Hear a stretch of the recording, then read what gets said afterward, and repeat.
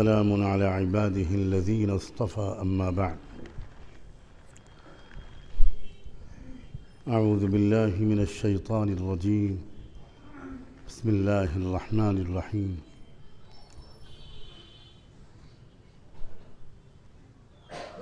إن هذا القرآن يهدي للتي هي أقوم.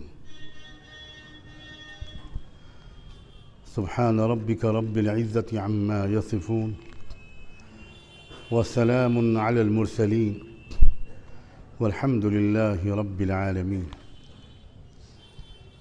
اللهم صل على سيدنا محمد وعلى آل سيدنا محمد وبارك وسلم.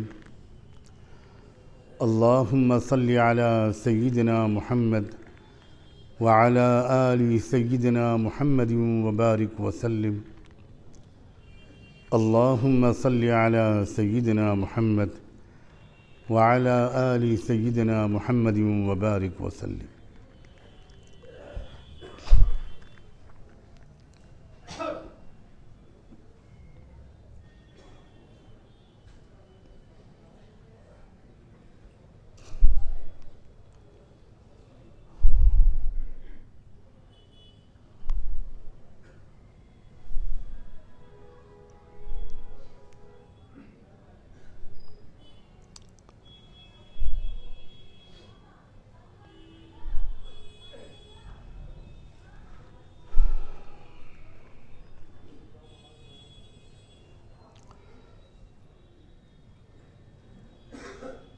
اللہ تعالیٰ نے انسان کو ایسا بنایا ہے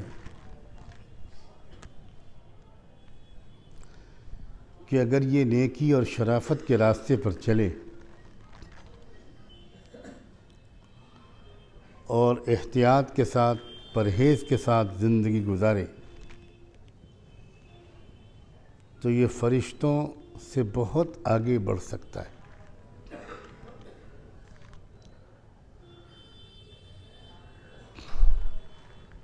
اور اگر یہ بے احتیاطی کے ساتھ بد پرہیزی کے ساتھ لاپرواہی اور جہالت کے ساتھ زندگی گزارے تو یہ جانوروں سے بھی زیادہ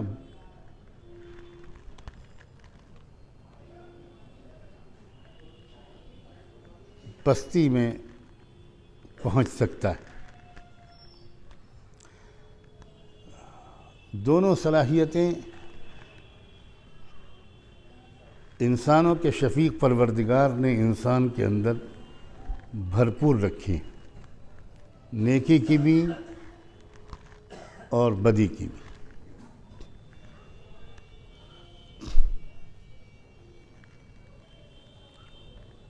اور اسی لیے انسان کی ایک بہت بڑی ضرورت یہ تھی اور ہے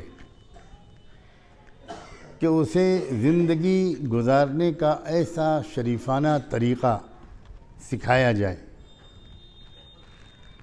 بتایا جائے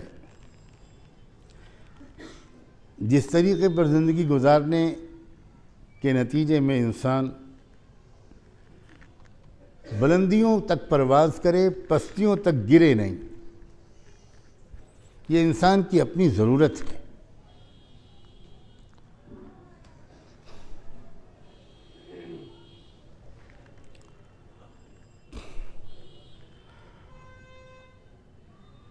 اور انسان کو ایسا راستہ دکھانے کا حق صرف اسی کو ہے جس نے انسان کو ایسا بنایا.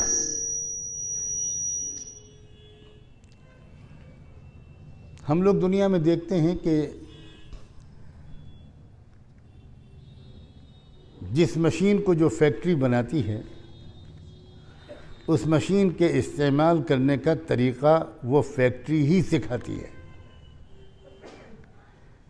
ایسا نہیں ہوتا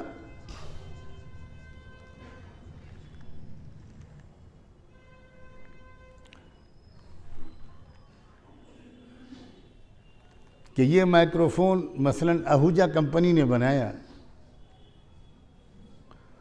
اور اس کے استعمال کا طریقہ باٹا کمپنی بتائے، ایسا نہیں ہو سکتا۔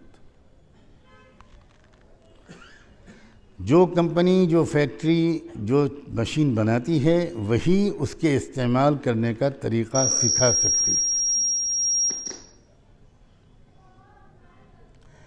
اس مشین کی نزاکتوں کا اسی کو علم ہوتا ہے۔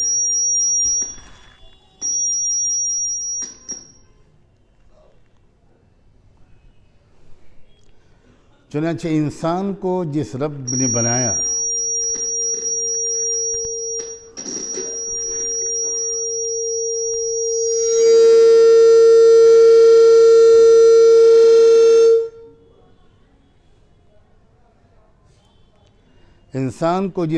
بنایا وہی رب انسان کو اس کی اپنی مشین کے استعمال کا طریقہ سکھا سکتا ہے۔ کسی اور کو یہ اختیار حاصل نہیں، کوئی کر بھی نہیں سکتا۔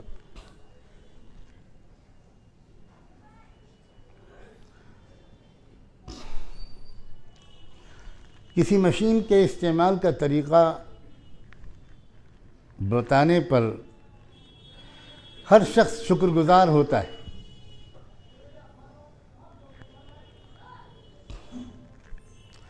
عام طور پر ہم لوگ دیکھتے ہیں کہ جب کوئی فیکٹری کوئی مشین بناتی ہے تو اس کے استعمال کرنے کا طریقہ بتانے کے دو راستے اختیار کرتی ہے۔ ایک تو یہ ہوتا ہے کہ اس مشین کے ساتھ ایک بکلیٹ بھیجی جاتی ہے جس میں ڈائریکشنز فار یوز لکھے ہوتے ہیں، استعمال کرنے کا سلسلے کی ہدایات لکھی ہوتی ہیں۔ اور اگر مشین زیادہ پیچیدہ ہوتی ہے، زیادہ قیمتی، زیادہ کمپلیکیٹڈ، زیادہ سوفسٹیکیٹڈ ہوتی ہے تو صرف کتاب یا بکلیٹ کو کافی نہیں سمجھا جاتا، بلکہ ایک میکینیکل انجینئر ساتھ میں بھیجا جاتا ہے جو پریکٹیکلی اس مشین کے استعمال کا طریقہ سکھاتا ہے۔ اور جب مطمئن ہو جاتا ہے وہ شخص کہ مشین کے خریدنے والے نے مشین کے استعمال کا طریقہ اچھی طرح سمجھ لیا،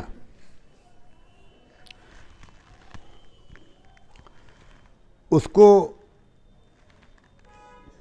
سمجھانے، سکھانے اور ٹریننگ دینے کے بعد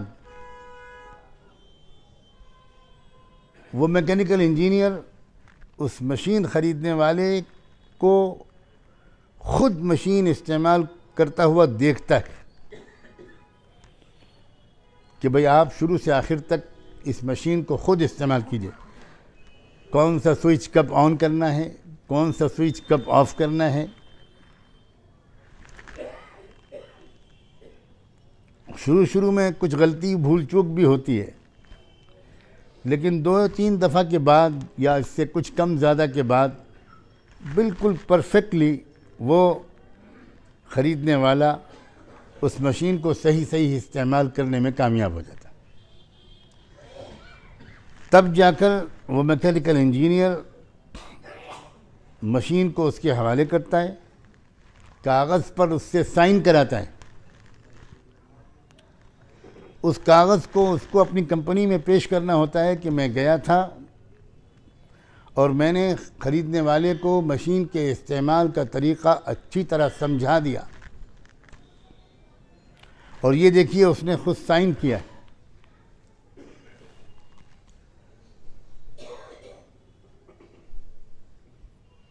تب وہ جو کارخانہ یا فیکٹری ہے اس میکینیکل انجینئر کو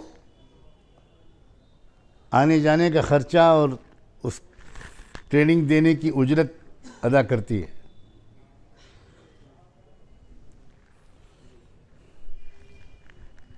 انسانوں کے شفیق رب نے بھی انسانوں کو اپنی مشین کے استعمال کرنے کا طریقہ سکھانے کے یہی دونوں راستے اختیار فرمائے.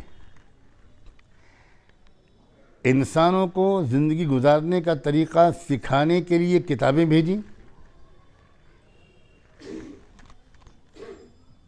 جس میں ہدایات ہیں، جس میں ڈائریکشنز فار یوز ہیں. اور چونکہ انسان کی مشین دنیا کی سب سے زیادہ نازک مشین ہے، اگر اور کوئی مشین اگر خراب ہو جائے یا اور کوئی مشین کے استعمال میں کوئی غلطی ہو جائے تو 2-4 لاکھ روپے کا یا 10-20 کروڑ روپے کا نقصان ہو جائے گا. لیکن اگر انسان کی مشین کا استعمال غلط ہو جائے تو یہ دنیا جہنم بن جاتی ہے جیسے کہ آج بنی ہوئی ہے.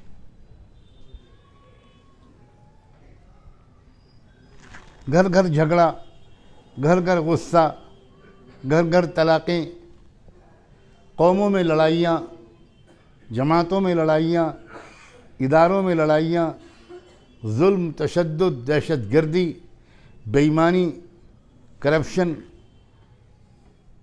بے حیائی، بے شرمی وغیرہ وغیرہ، یہ سب انسان کی مشین کے استعمال، غلط استعمال کے مختلف نتیجے ہیں.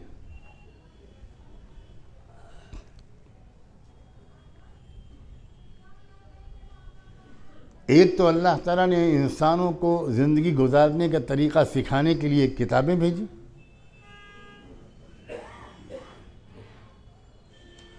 اور صرف کتابوں کو کافی نہیں سمجھا، بلکہ اللہ تعالیٰ نے عملی طور پر زندگی گزارنے کا طریقہ سکھانے کے لیے انبیاء علیہم السلام کو بھیجا.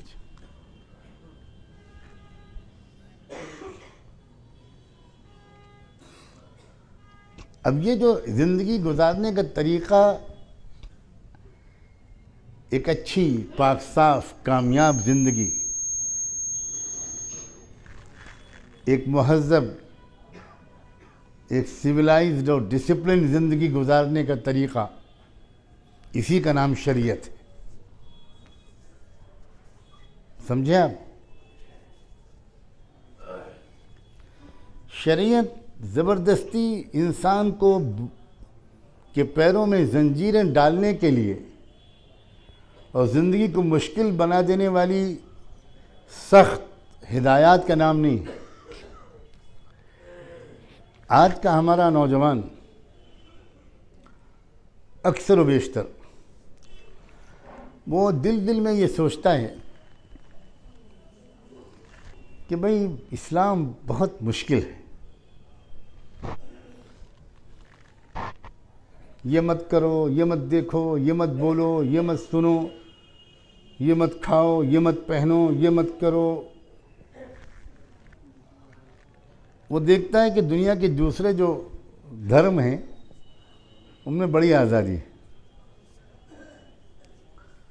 ان میں تو یہ ہے کہ سال میں 1-2 مرتبہ پنڈت جی کو بلا کر کیرتن کروا دو. وہ خود نہیں کرنا کیرتن، پنڈت جی کو کروانا ہے. ایک آدھ پوجا کروا دو، بس ہو گیا. باقی اس کے بعد آزاد ہو، جو چاہو کرو. اسلام بہت مشکل ہے. کیوں بھائی؟ واقعی مشکل ہے اسلام. اب یہاں میرے سامنے کون کہنے کی ہمت کرے گا کہ مشکل؟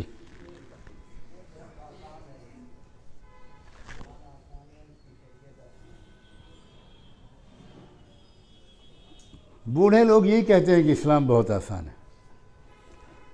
میں بوڑھوں کا تذکرہ بالکل نہیں کر رہا ہوں. میں نشانہ بنا رہا ہوں نوجوانوں کو، اور نوجوانوں میں رہتا ہوں، اس لیے مجھ سے زیادہ نوجوانوں سے کوئی اور واقف نہیں.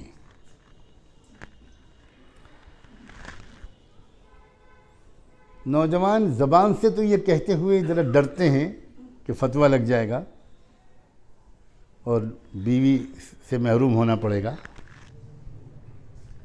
لیکن دل میں شبہات بہت آتے ہیں، یار بڑی سختی ہے، بڑی سختی ہے، بڑی سختی ہے۔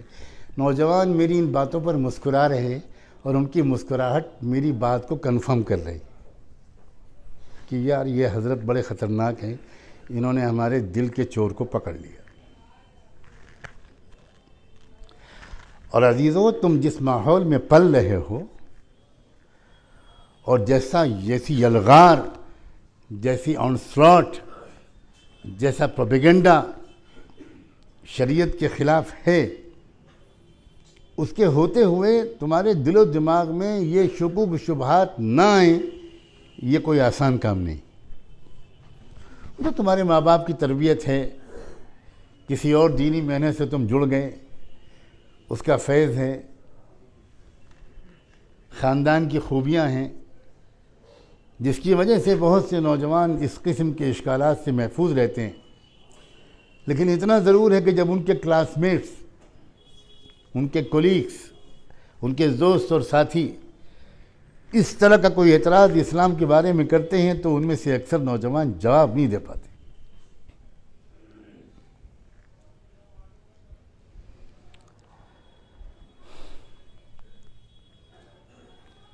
آج کی اس مجلس میں اس بات کو غور سے سمجھو کہ شریعت کیا چیز ہے۔ شریعت کے بارے میں یہ ذہن سے بالکل نکال دو کہ ڈوز اینڈ ڈونٹس کی لمبی چوڑی فہرست کا نام ہے شریعت۔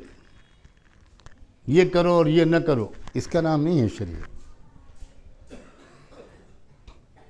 شریعت ہمارے اندر کی فطرت کی پکار کا نام ہے۔ فطرت اللہ التی فطر الناس علیہا۔ اب میں تمہیں ایک واقعہ سناتا ہوں۔ واقعہ سننے میں نیند نہیں آتی، ایسے ہی بیان سننے میں میں نہیں کر رہا ہوں، میں تو آدھا جملہ کہہ کے رک گیا۔ آپ نے کہا ہے کہ نیند آتی ہے، آپ ذمہ دار ہیں، میں کہاں ہمت کر سکتا ہوں کانپور کے بہادروں کے بارے میں کوئی نگیٹو بات کہنے کی۔ مجھے بہرحال زندہ سلامت واپس جانا ہے، اور یہ تو راستہ بھی نہیں ہے یہاں سے بھاگنے کا، آپ نے ایسی جگہ بٹھایا ہے۔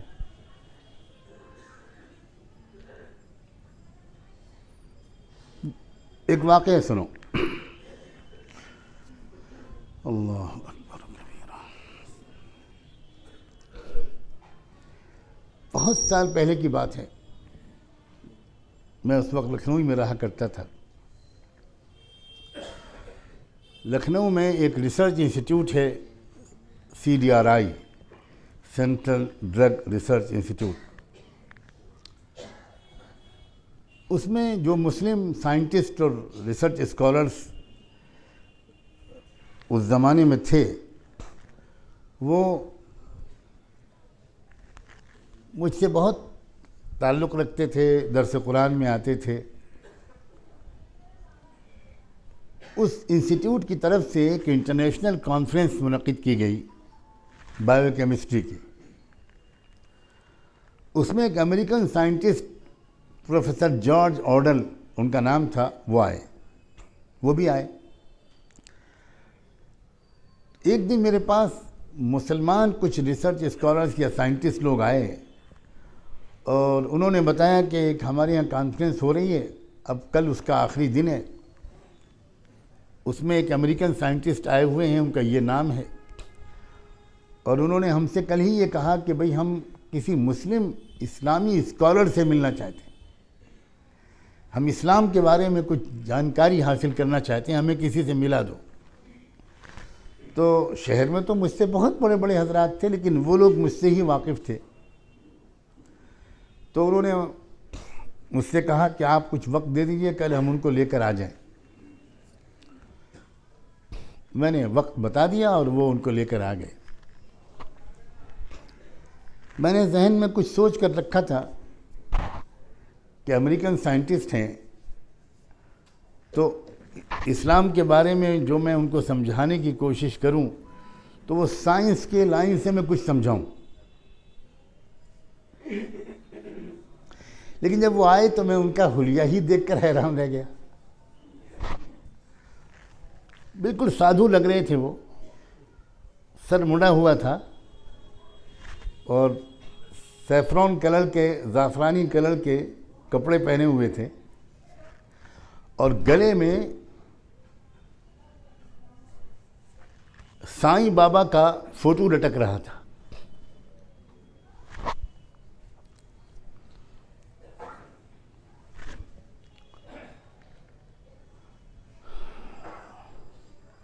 تو میں تو دیکھ کر چونکا کہ بھئی یہ تو کچھ اور ہی معاملہ معلوم ہوتا ہے۔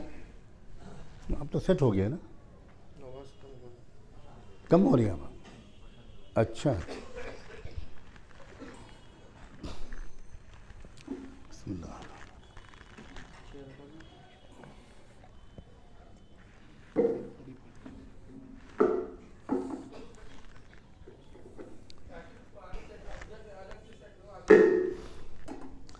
نہیں بس ویسے نہیں،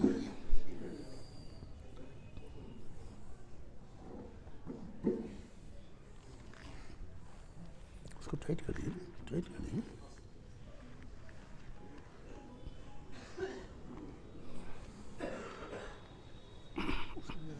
اس کو نکال دیا۔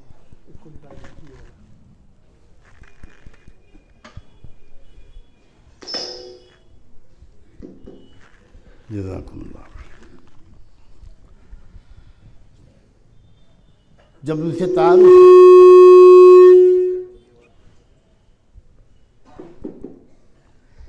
سے تعارف ہوا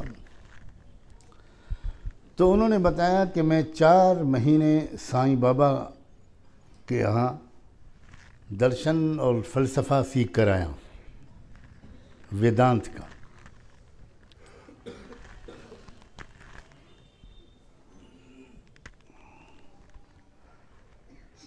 تو میں نے ان سے یہ کہا کہ آپ نے جو کچھ وہاں سیکھا ہو 4 مہینے میں، پہلے اس کا خلاصہ مجھے آپ بتائیے،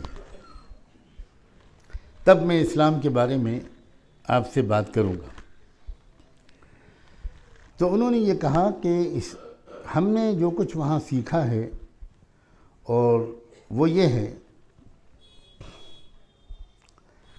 کہ جب تک انسان اپنی انسٹنکٹ کو، اپنی فطرت کو 100% کچل نہیں دے گا،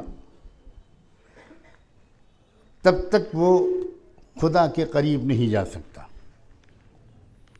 تب تک اس کا نروان نہیں ہو سکتا۔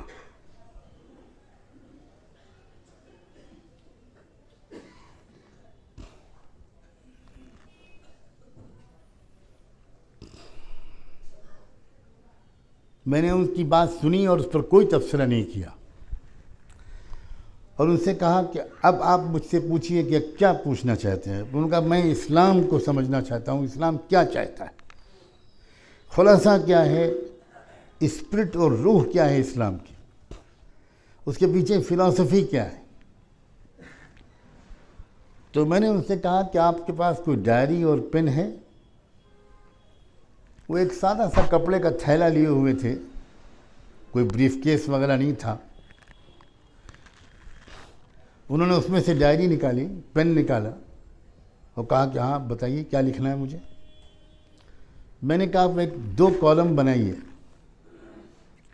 اور پہلے آپ ان تمام چیزوں کو لکھنا شروع کیجئے جن کو آپ کی انسانی فطرت پسند کرتی ہے، جو آپ کو اچھی لگتی۔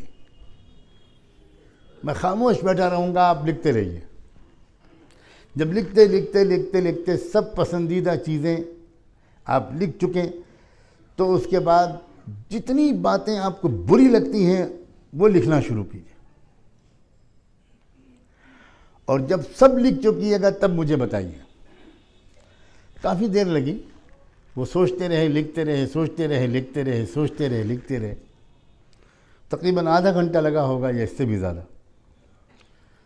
اس کے بعد انہوں نے کہا کہ میں اب سب لکھ چکا۔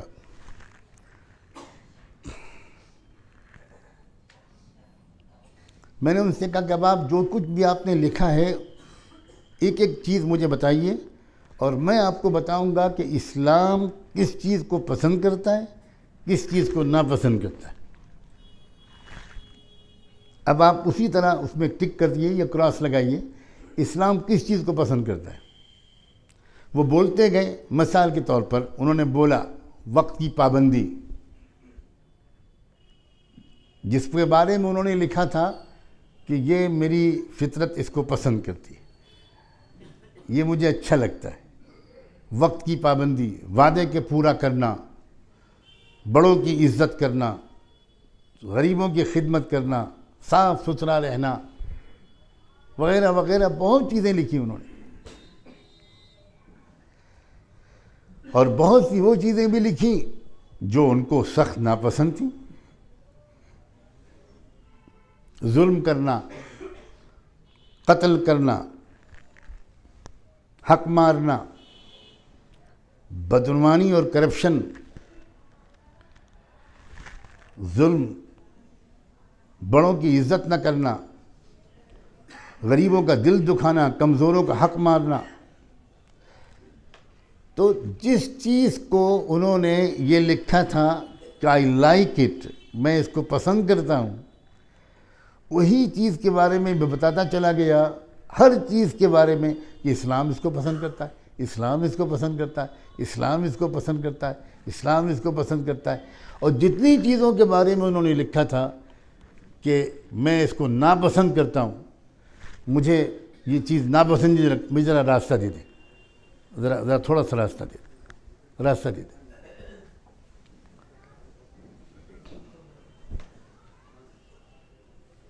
ذرا اور آگے راستہ دے دیں۔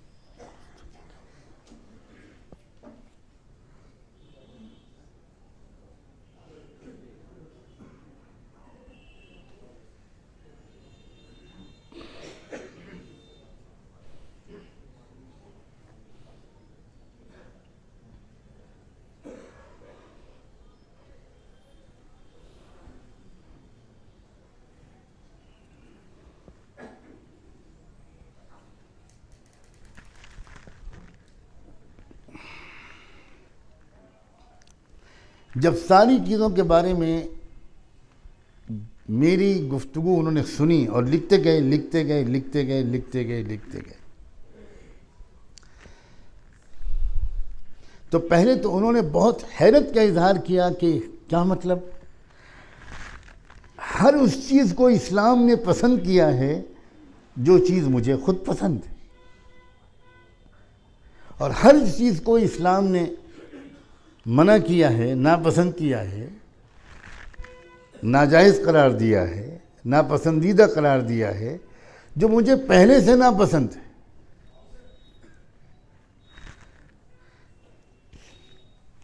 کافی حیرت کا اظہار کیا انہوں نے۔ میں نے کہا کہ اب آپ میری بات کو دھیان سے سنیے، میں آپ سے پوچھنا چاہتا ہوں کہ جو آپ سائیں بابا کا فلسفہ سیکھ کر آئے ہیں کہ جب تک اپنی فطرت کے ہر تقاضے کو کچل نہ دیا جائے، جب تک اپنی فطرت اور انسٹنکٹ کو بری طرح کرش نہ کر دیا جائے، تب تک خدا کا قرب حاصل نہیں ہو سکتا۔ میں نے آپ سے پوچھتا ہوں پروفیسر جارج آرڈل صاحب، آپ نے بتایا تھا شروع میں اپنے تعارف میں کہ آپ امریکہ کے شہر شکاگو کے رہنے والے ہیں، تو شکاگو کی کتنی آبادی ہے؟ انہوں نے بتایا کہ اتنے ملین۔ میں نے ان سے پوچھا کہ اتنے ملین آبادی میں آپ سمیت کتنے لوگ اس فلسفے پر عمل کر سکتے ہیں کہ ہر معاملے میں اپنی فطرت کے خلاف ورزی کی جائے، کچلا جائے اپنی فطرت کو، کچلا جائے بالکل، کتنے لوگ کر سکتے ہیں؟ تو وہ تھوڑا شرمندہ ہو کر بولے کہ میں تو نہیں سمجھتا کہ کوئی بھی کر پائے گا، انکلوڈنگ مائی سیلف۔ اپنے بارے میں کہا کہ میں بھی نہیں کر پاؤں گا۔ میں نے کہا آپ کی فیملی میں، آپ کے شہر میں، آپ کے اسٹیٹ میں، آپ کے ملک امریکہ میں، تو وہ ہر بات کا جواب دیتے گئے کہ اس فلسفے پر کوئی عمل نہیں کر پائے گا۔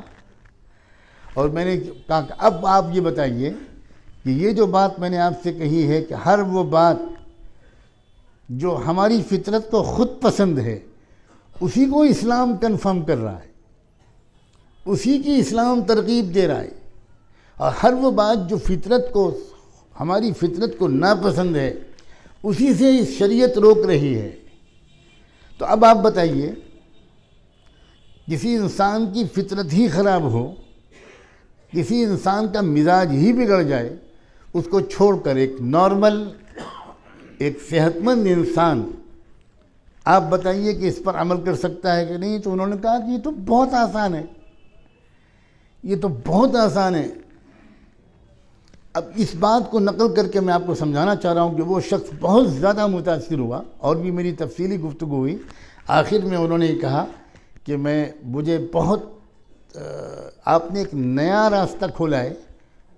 وہ ان کے لیے نیا راستہ تھا، کسی ایمان والے کے لیے نیا راستہ نہیں تھا، لیکن مجھے افسوس ہے کہ میں کل واپس جا رہا ہوں، کاش کہ مجھے کچھ اور دن یہاں قیام کرنے کا موقع ملتا۔ تو میں نے ان سے کہا کہ یہ تو آپ ہر جگہ حاصل کر سکتے ہیں، آپ اپنے یہاں واپس وہاں جا کر جو علماء ہیں، اسکالرس ہیں، ان سے رابطہ رکھیے گا، اور ان کو مسلم کمیونٹی سینٹر جو شکاگو میں ہے اس کا میں نے نام پتہ بتا دیا، وہاں کے ایک ذمہ دار تھے حیدرآباد کے، ان کا فون نمبر دے دیا، اور یہ کہا کہ آپ ان کے ذریعے سے وہاں کے اسکالر سے رابطہ رکھیے، ہو سکتا ہے کہ آپ کسی اچھے نتیجے تک پہنچ جائیں۔ عزیزوں، شاید سال بھر ہوا ہوگا یا اس سے کچھ کم، رمضان کا مہینہ تھا، جمعے کی شب تھی کہ ان کا فون آیا اور یہ کہا کہ آپ کو بہت خوشی ہوگی جان کر کہ میں اس وقت مسلم کمیونٹی سینٹر میں بیٹھا ہوں، اور میں نے ابھی تھوڑی دیر پہلے کلمہ شہادت قبول کیا ہے، اور اب میرا نام سعید احمد رکھا گیا ہے۔ یہ کیوں میں آپ کے سامنے بیان کر رہا ہوں؟ شریعت کتنی خوبصورت، کتنی آسان، ایک انسان کو ایک مہذب زندگی گزارنا آسان بنانا، یہ شریعت کا مقصود ہے۔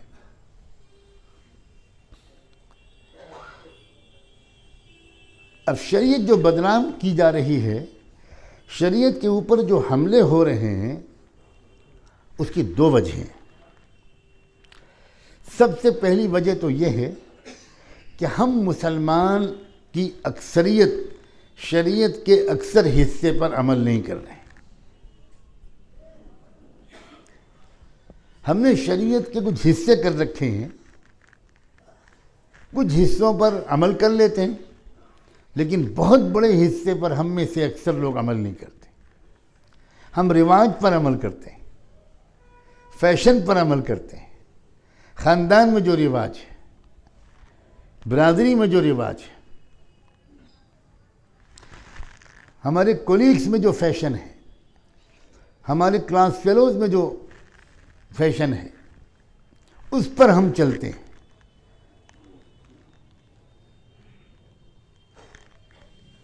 ایک تو وجہ یہ ہے کہ شریعت کے بہت بڑے حصے پر ہم خود عمل نہیں کر رہے، اس کی وجہ سے شریعت کا خوبصورت چہرہ لوگوں کے سامنے نہیں آ پا رہا۔ لوگوں کے سامنے ہمارے اعمال آ رہے ہیں، ہمارا طرز عمل آ رہا ہے۔ مثال کے طور پر طلاق، غصے میں آئے خان صاحب، خدا کرے میرے قریب کوئی خان صاحب نہ بیٹھے ہوں، یہاں تو شمسیوں کا زیادہ چرچا ہے، غصے میں آئے خان صاحب اور طلاق دے ماری، اور طلاق بھی شروعات ہوتی ہے 3 سے جاتی ہے سینچری تک۔ اچھا، اب طلاق تو دے دی، لیکن اگلے دن نہ بٹر ہے، نہ مکھن ہے، نہ بریڈ ہے، نہ چائے ہے، جمائیاں لے رہے ہیں خان صاحب، اور نہ بچے اسکول گئے، نہ کچھ ہوا، حالت خراب ہے۔ تو 2 دن 2.5 دن کے اندر دماغ درست ہو گیا، اور آئے وہ کسی مفتی صاحب کے پاس، میرے دائیں بائیں مفتی بیٹھے ہوں گے، تو آ کے ان سے پوچھا کہ حضرت وہ ذرا سا کوئی گنجائش نکالیے نا کچھ۔ وہ تو میں نے بہت غصے میں طلاق دے دی تھی، وہ تو میرا موڈ ہی خراب تھا اس وقت، وہ کیس ہار کے آیا کورٹ سے، گھر میں بھوکا داخل ہوا اور پتہ چلا کہ بیوی صاحب میکہ چلے گئی۔ بس اٹھایا فون، طلاق طلاق طلاق طلاق طلاق، چھٹی۔ اب دیکھیے مولانا، دیکھیے کچھ کیجیے نا، واپس کیجیے کچھ بیوی کو، کچھ گنجائش نکالیے۔ اب مولانا نے کہا کہ بھائی میں کہاں سے گنجائش نکالوں، شریعت کا مسئلہ ہے، یہ میرے ددیال ننیال کا مسئلہ نہیں ہے۔ تو کہتے ہیں کہ دیکھیے میں مدرسے کو آپ کے چندہ دیتا ہوں، اور انشاءاللہ اس سال بقرعید میں کھال بھی اتاروں گا، سب آپ کا، بس کسی طرح بیوی واپس کر دیجئے۔ اب مفتی صاحب کہتے ہیں کہ گویا اس کا مطلب یہ ہوا کہ بیوی آپ کو ملے، جہنم مجھے ملے۔ یہ ہو رہا ہے کہ نہیں ہو رہا ہے بتاؤ؟ اب چونکہ مسلمانوں نے طلاق غلط طریقے پر دینی شروع کی، اس سے دشمنوں کو موقع مل گیا قانونی طلاق کو بدنام کرنے کا۔ تو پہلے مجرم تو ہم خود ہوئے۔ دوسری وجہ قوموں کا حسد ہے، حسد۔ اس بات کو گہرائی سے سمجھنے کی کوشش کرنا۔ حسدا من عند انفسهم من بعد ما تبين لهم الحق۔ مغربی قوموں کی خاندانی نظام تباہ ہو چکا ہے۔ وہاں ماں باپ، اولادیں ماں باپ کی خدمت نہیں کر رہی الا ماشاء اللہ، شادیاں نہیں ہو رہی، ناجائز بچوں کی اکثریت ہے، اکثریت بول رہا ہوں۔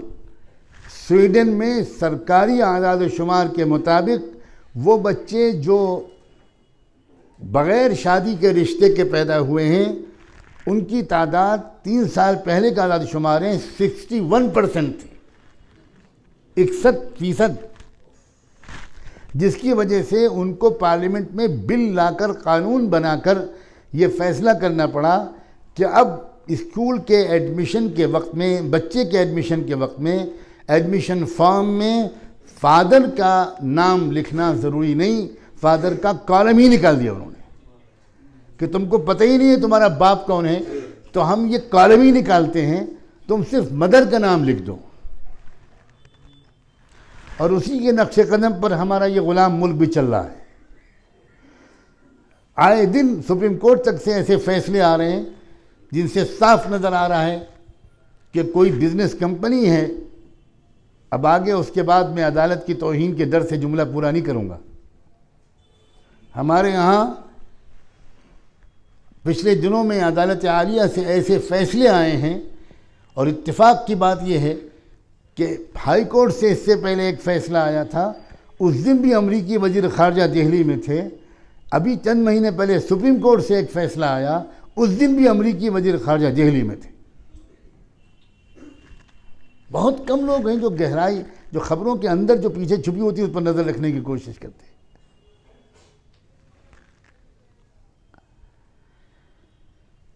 تو قوموں کو حسد ہے، قومیں دیکھ رہی ہیں کہ اگر خاندانی نظام کسی قوم کے پاس باقی ہے تو وہ امت مسلمہ کے پاس باقی ہے۔ یقین مانیں اتنی بڑی نعمت ہے یہ کہ ہم اور آپ چاہے جتنے غریب ہوں، چاہے ہماری بہت کم آمدنی ہو، لیکن جو گھروں کا ہنستا مسکراتا ماحول ہے وہ دنیا کی قوموں کے پاس نہیں ہے۔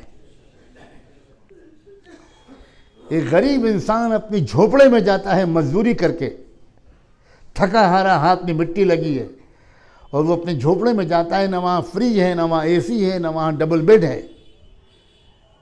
لیکن وہاں ایک وفادار پاک دامن بیوی ہے۔ اس کی تکان دور ہو جاتی ہے اپنی وفادار بیوی کو دیکھ کر۔ ہنستے مسکراتے بچے ہیں جو دوڑ کے آ کے اپنے باپ کے ٹانگوں سے لپٹ جاتے ہیں۔ جب بچہ باپ کے ٹانگوں سے لپٹتا ہے تو باپ کی زندگی دن بھر کی تکان دور ہو جاتی ہے۔ بوڑھے ماں باپ ہیں گھر میں، شفقت اور پیار سے بچے کا انتظار کر رہے ہیں، بیٹا بھی جا کر سب سے پہلے ادب سے ابو امی کو سلام کرتا ہے، خیریت پوچھتا ہے، ان کے ہاتھ چومتا ہے، اور جب کھانا لگتا ہے تو بیٹا پہلے کھانا نہیں کھاتا جب تک کہ بوڑھا باپ اور بوڑھی ماں کے منہ میں لقمہ نہ چلا جائے۔ یہ جو نظام ابھی ہمارے آپ کے گھروں میں الحمدللہ اللہ نظر بد سے بچائے بڑی حد تک باقی ہے، یقین مانو قوموں کی زندگی سے یہ نظام نکل چکا ہے۔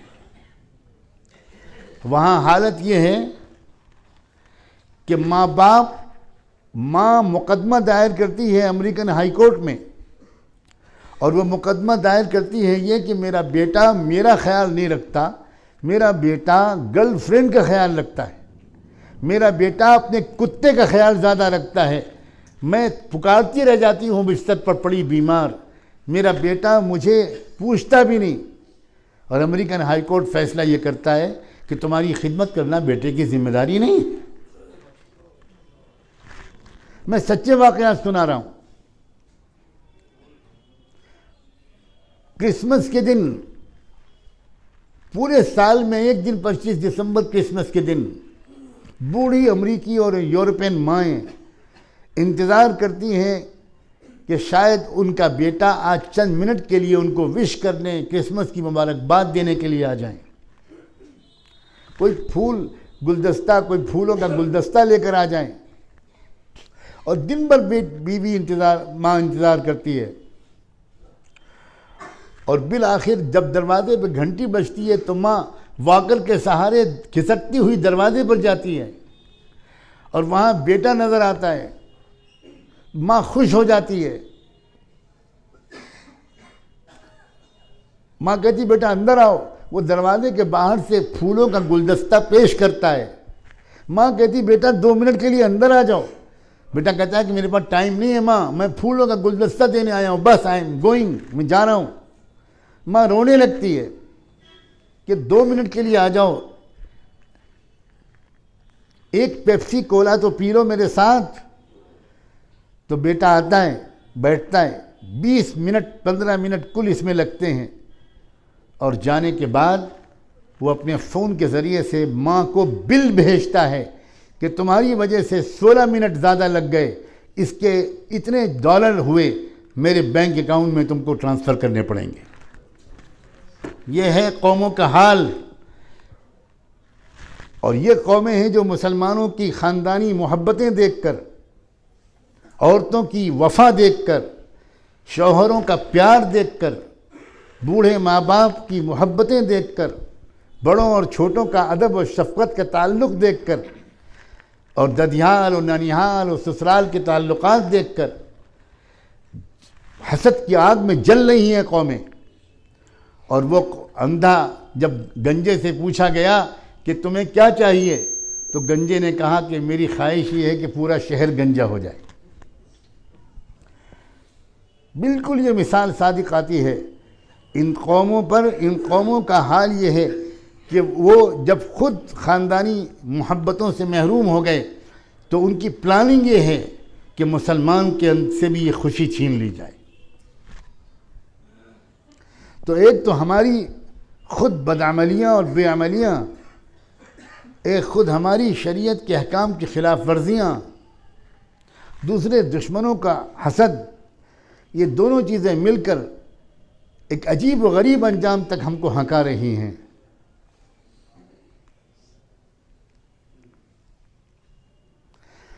جب کوئی عدالت شریعت کے خلاف فیصلہ کرتی ہے، جب کوئی پارلیمنٹ میں شریعت کے خلاف کوئی بل آتا ہے، تو ہم بہت ناراض ہوتے ہیں، خفا ہوتے ہیں، احتجاجی جلوس نکالتے ہیں، نعرے لگاتے ہیں۔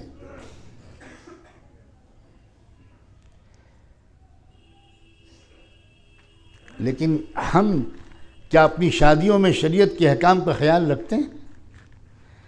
کیا اپنے نکاح و طلاق میں، اپنے گھریلو تقریبات میں اور زندگی کے بہت سے پہلوؤں میں ہم خود شریعت پر عمل نہیں کرتے، لیکن یہ چاہتے ہیں کہ دشمن شریعت پر عمل کرے؟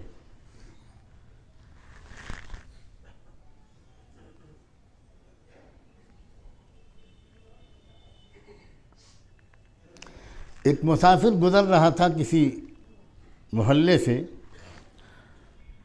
بہت زور سے اس کو پیشاب کا تقاضا ہوا، روک نہیں پا رہا تھا، تو ایک دیوار کے کنارے بیٹھ کر اس نے سوچا کہ میں یہاں فارغ ہو لوں، یہ جگہ مناسب ہے۔ اسے خبر نہیں تھی کہ وہ دیوار مسجد کی دیوار تھی اور مسجد کے اندر سے ایک خان صاحب نکلے۔ آج خان صاحبوں کا تذکرہ اللہ جانے کیوں زیادہ آ رہا ہے، یا میری قسمت خراب ہے یا آپ کی۔ ایک پٹھان صاحب نکلے مسجد کے اندر سے اور دیکھا کہ کوئی شخص مسجد کی دیوار کے پاس بیٹھا ہوا پیشاب کر رہا ہے، بس خان صاحب کو غصہ آ گیا اور اس نے اپنی پٹھانی آواز میں ڈانٹ کے کہا کہ کمبخت، تجھے نظر نہیں آتا اندھا، یہ مسجد ہے، مسجد کے پاس بیٹھا ہوا پیشاب کر رہا ہے۔ آواز ہی اتنی خطرناک تھی کہ جان ہی تو نکل گئی اس بیچارے کی۔ بمشکل کسی طرح اس نے روکا اور پھر اٹھا، اس نے کہا صاحب، خان صاحب معاف کر دیجئے، مجھے پتہ نہیں تھا کہ یہ مسجد ہے، میں تو باہر کا آدمی ہوں، گزر رہا تھا۔ تو خان صاحب بولے، کافر کا بچہ، پڑھ کلمہ، کلمہ پڑھ۔ وہ ڈر گیا، اس نے کہا کہ بھائی مجھے تو ابھی بیٹی کی شادی بھی کرنی ہے، ان خان صاحب کا موڈ اچھا نہیں ہے، اگر میں نے کلمہ نہ پڑھا تو میری تو چتا آج جلا دی جائے۔ تو اس نے سوچا کہ بہتر یہی ہے کہ کلمہ پڑھ لو۔ تو اس نے خان صاحب سے کہا کہ خان صاحب پھر پڑھا دیجئے کلمہ۔ تو خان صاحب بولے، کلمہ تو مجھے بھی نہیں آتا، پر تو پڑھ۔ یہ ہے آج کا مسلمان، ہنس بھی لیجئے مگر یہ بات رونے کی ہے۔ کلمہ مجھے نہیں آتا پر تو پڑھ، میں شریعت پر عمل نہیں کروں گا مگر سپریم کورٹ تم عمل کرو، پارلیمنٹ تم عمل کرو، فلاں پارٹیاں تم عمل کرو، صحافی لوگوں، میڈیا والوں تم عمل کرو، میں نہیں کروں گا، اس لیے کہ میں مالدار ہوں، مجھے تو 1 کروڑ روپیہ خرچ کرنا ہے بیٹی کی شادی میں، مجھے تو ناچ گانا کروانا ہے، مجھے تو بے پردگیوں کا ایک بازار، ایک منڈی لگانی ہے، میں بہت بڑا آدمی ہوں، میں کیسے شادی کے ساتھ مسجد میں نکاح کر لوں؟ ہم خود تو عمل نہیں کریں گے۔ بالکل بات وہی ہے، کلمہ تو مجھے تو نہیں آتا پر تو پڑھ۔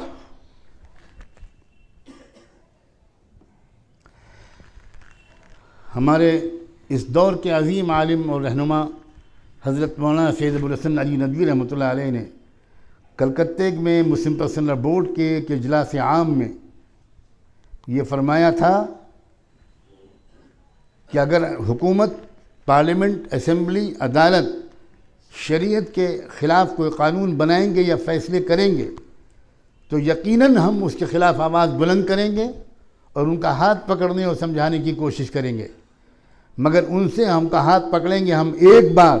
اور انہوں نے اس جلسے میں یہ کہا تھا کہ مگر مسلمانوں، اگر تم نے شریعت کے احکام کی خلاف ورزی کری تو ہم تمہارا گریبان پکڑیں گے 10 بار۔ اصل ذمہ داری تو ہماری ہے، اور خدا کی قسم اگر ہم شریعت پر عمل کرتے ہوتے تو یہ اتنی خوبصورت تھی شریعت کہ دوسری قومیں ہمارے رویے کو دیکھ کر شریعت کو اپنا لیتی۔ یہ جہیز کا مسئلہ کتنی بڑی مصیبت بن گیا ہے مسلم معاشرے میں بھی۔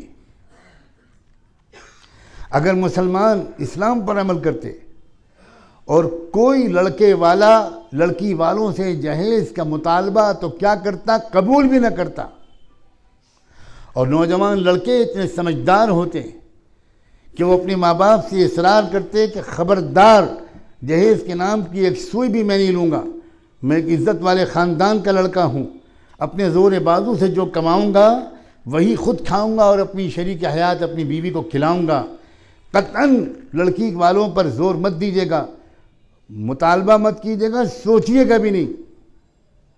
لیکن کیا ایسا ہو رہا ہے ہمارے معاشرے؟ ہم نے اپنی خوبیاں پڑوسی قوم کو تو کیا دی ہوتی، ہم نے ان کی برائیاں اپنا لی۔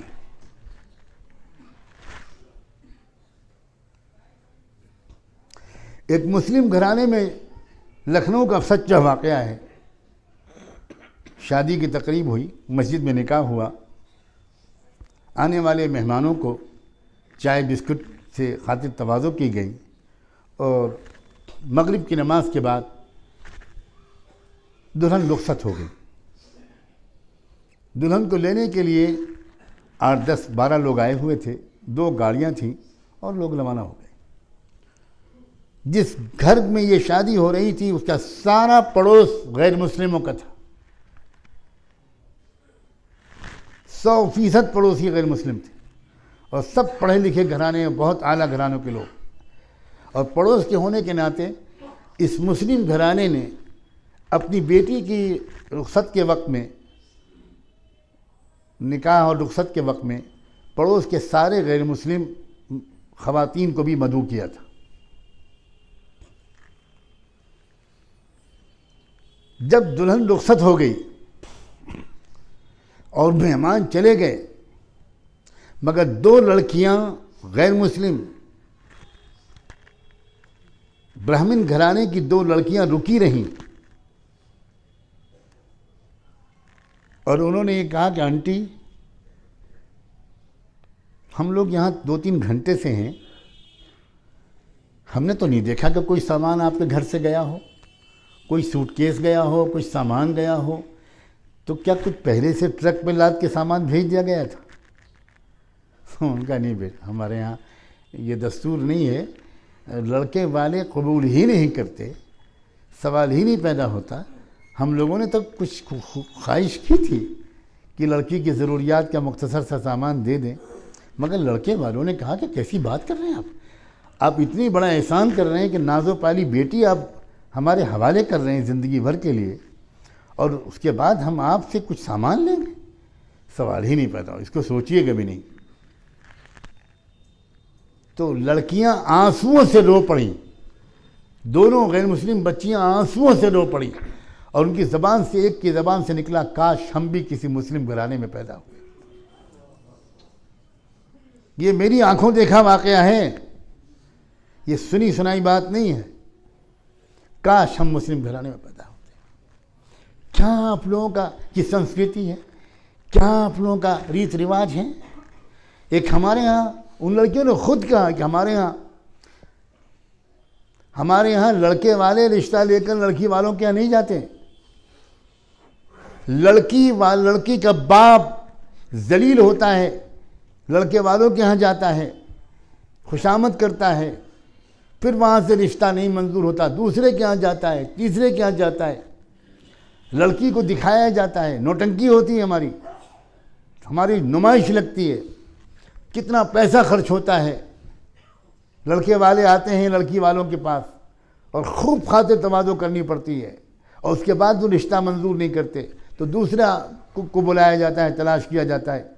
رشتہ تلاش بھی لڑکی والے کرتے ہیں، خاطر تواضع بھی کرتے ہیں، ذلت بھی برداشت کرتے ہیں، اور اس کے بعد اپنی استطاعت سے ہزاروں گنا زیادہ جہیز دیتے ہیں، زمین بیچ دیتے ہیں، سودی قرضہ لیتے ہیں.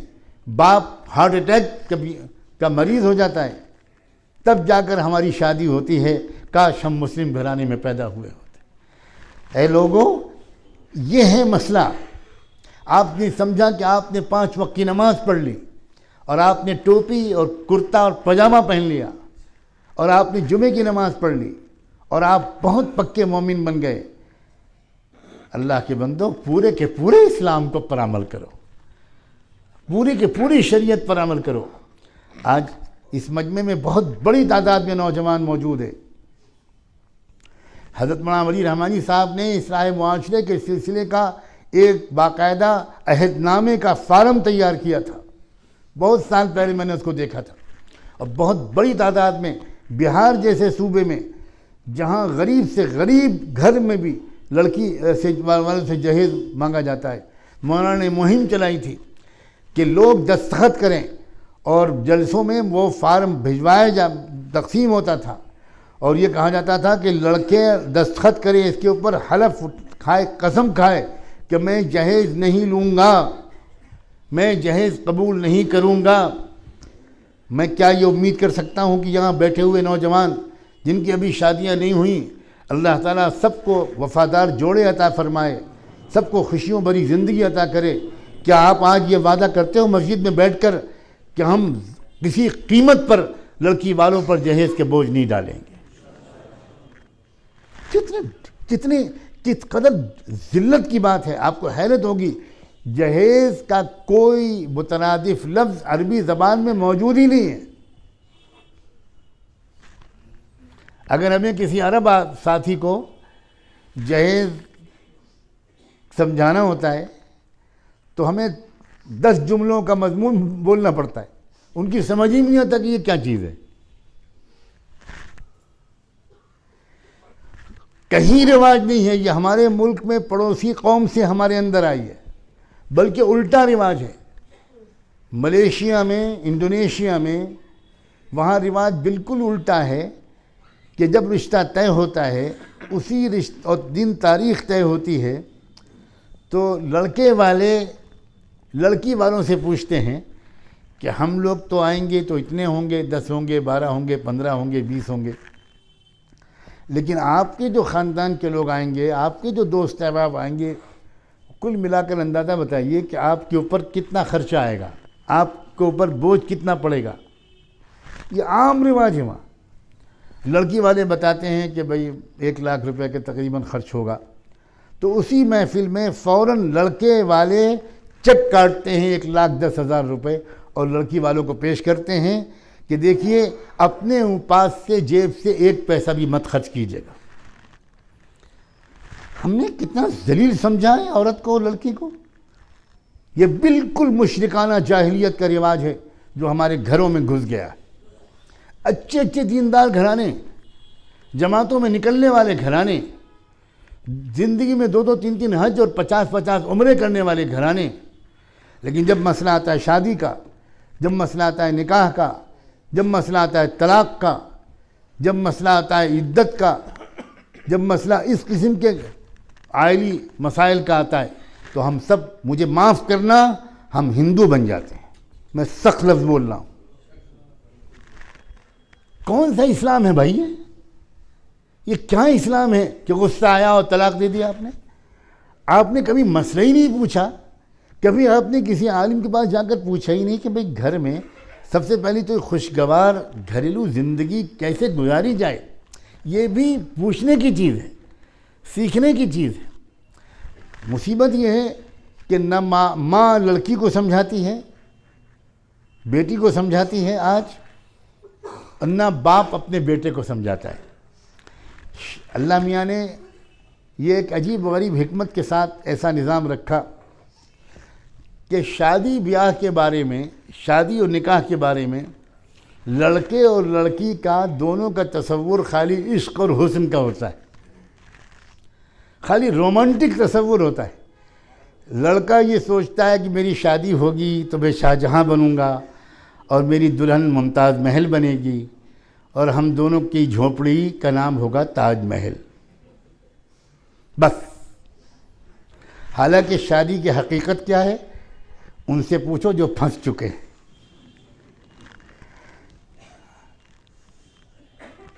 ایک شادی ہونے کے بعد آدمی اٹھا بیٹھی کرتا ہے، تنہائیوں میں توبہ کرتا ہے، رمضان کی طاق راتوں میں کہتا ہے اللہ ایک غلطی ہو گئی، اب دوبارہ نہیں کروں گا۔ جس کی شادی نہیں ہوتی وہ تو یہ سوچتا ہے کہ بس شادی ہوگی تو پھر تو دیکھنا، پھر تو میں غالب کی غزل ہوں گا۔ حالانکہ عربی کا ایک محاورہ ہے کہ بعد شہر العسل تأتی سنوات البصل، کہ ایک ہنی مون کے مہینے کے بعد پیاز اور لہسن میں زندگی گزرتی ہے۔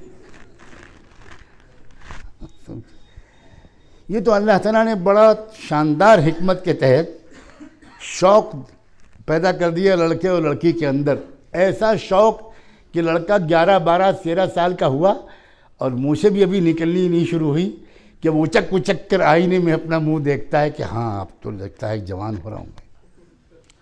اور پھر جس دن بیان ہوتا ہے اس دن وہ بیان کرنے والے کو پرچہ دیتا ہے کہ حضرت ذرا آج نکاح کے فضائل پر بھی کچھ بیان کر دیجیے گا، آج میرے ابو اور ماموں دونوں آئے۔ اسے بیچارے کو خبر نہیں ہے کہ شادی کے بعد اس کے اوپر چھوٹی قیامت گزرنے والی.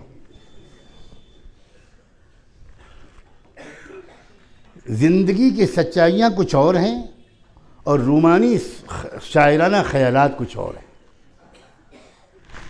زندگی ایک چیلنج ہے.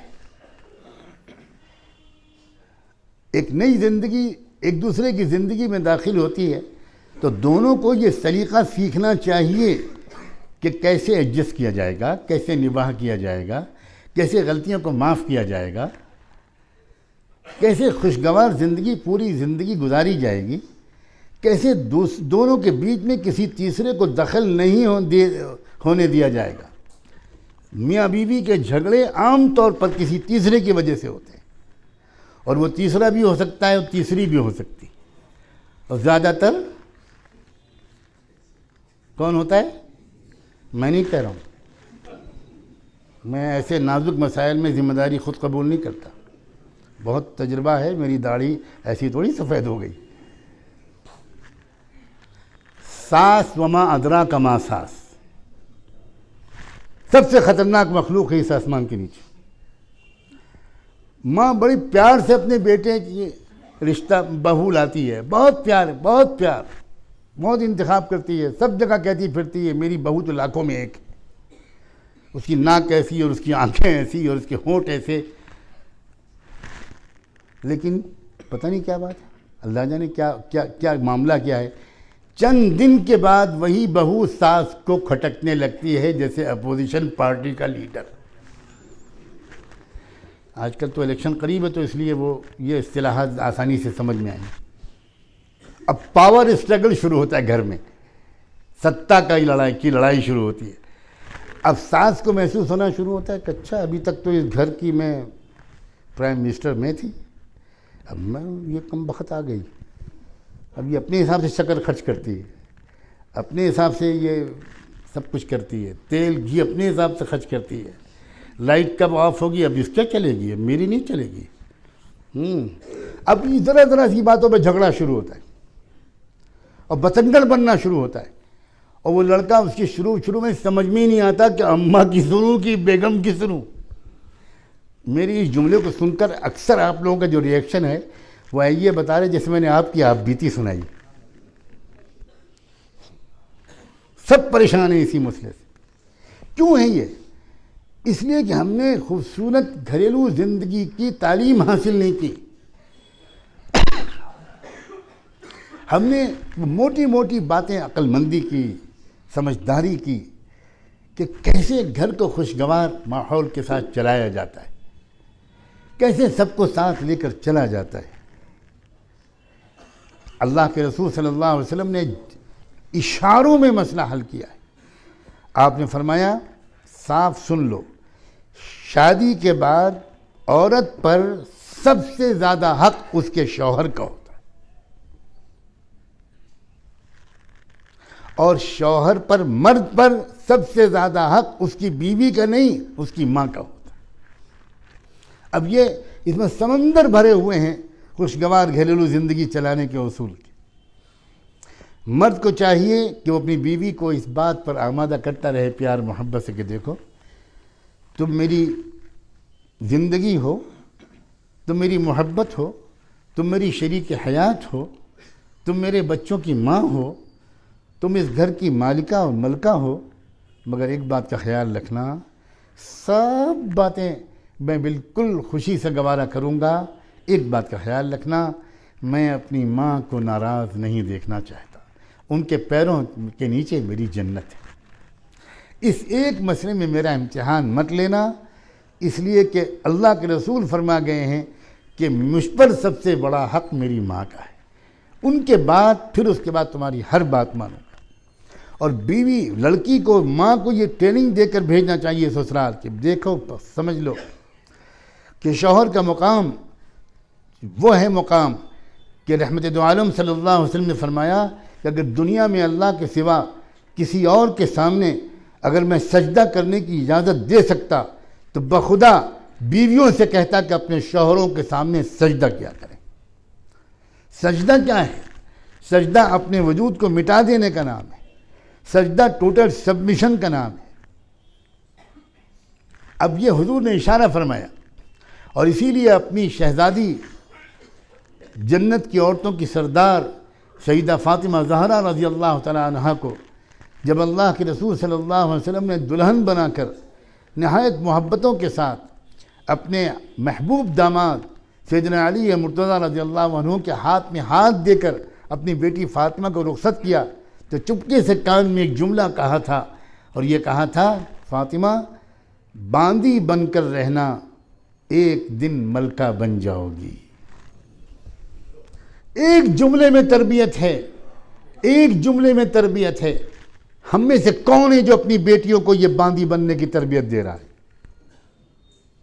باپ کے پاس فرصت نہیں بچیوں کے پاس بیٹھنے کی، ماں کے پاس سلیقہ نہیں تربیت کرنے کا، اور لڑکی چلی جاتی ہے رومانٹک سوچ کے ساتھ اور جاتے جھگڑا پیدا کر دیتی ہے کہ میں تو ساتھ نہیں رہوں گی بوڑھے ساس سسر کے ساتھ، میں تو اکیلی رہوں گی۔ یہ مسائل ہمارے معاشرے کے ہیں کہ نہیں ہیں؟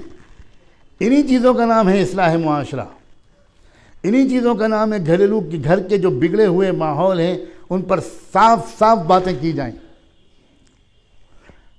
پھر ملیشیا کا تذکرہ آتا ہے۔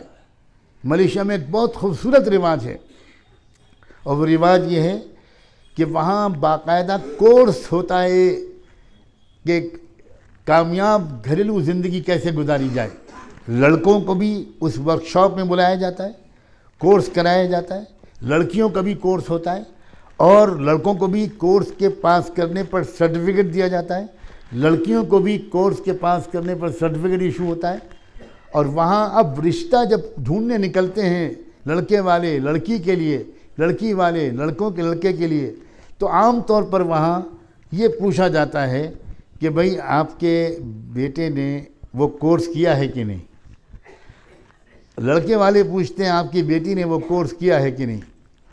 پورے عالم اسلام میں سب سے کم طلاقوں کی شرح پوری دنیا میں ملیشیا میں ہے۔ اسی وجہ سے کہ وہاں پہلے سے سکھایا جاتا ہے، تربیت دی جاتی ہے۔ ہمارے یہاں مردوں کو بھی بالکل شعور نہیں کہ اپنے بیٹوں کو ان باتوں کی تربیت دے، اور معاف کرنا اب تو بیٹے جوان ایسے ہو گئے ہیں کہ وہ اپنے باپ کی کوئی نصیحت سننے ہی نہیں چاہتے۔ عجیب بغاوت ہے، عجیب طرح کا ایک وحشیانہ مزاج ہے۔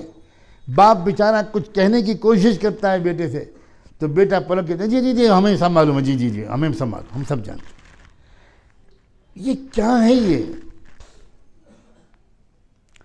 ہونا یہ چاہیے کہ بیٹا انتہائی سعادت مندی کے ساتھ کہے کہ ابو جی آپ ذرا بہت تفصیل سے مجھے سمجھائیے، بہت آپ کا احسان ہوگا۔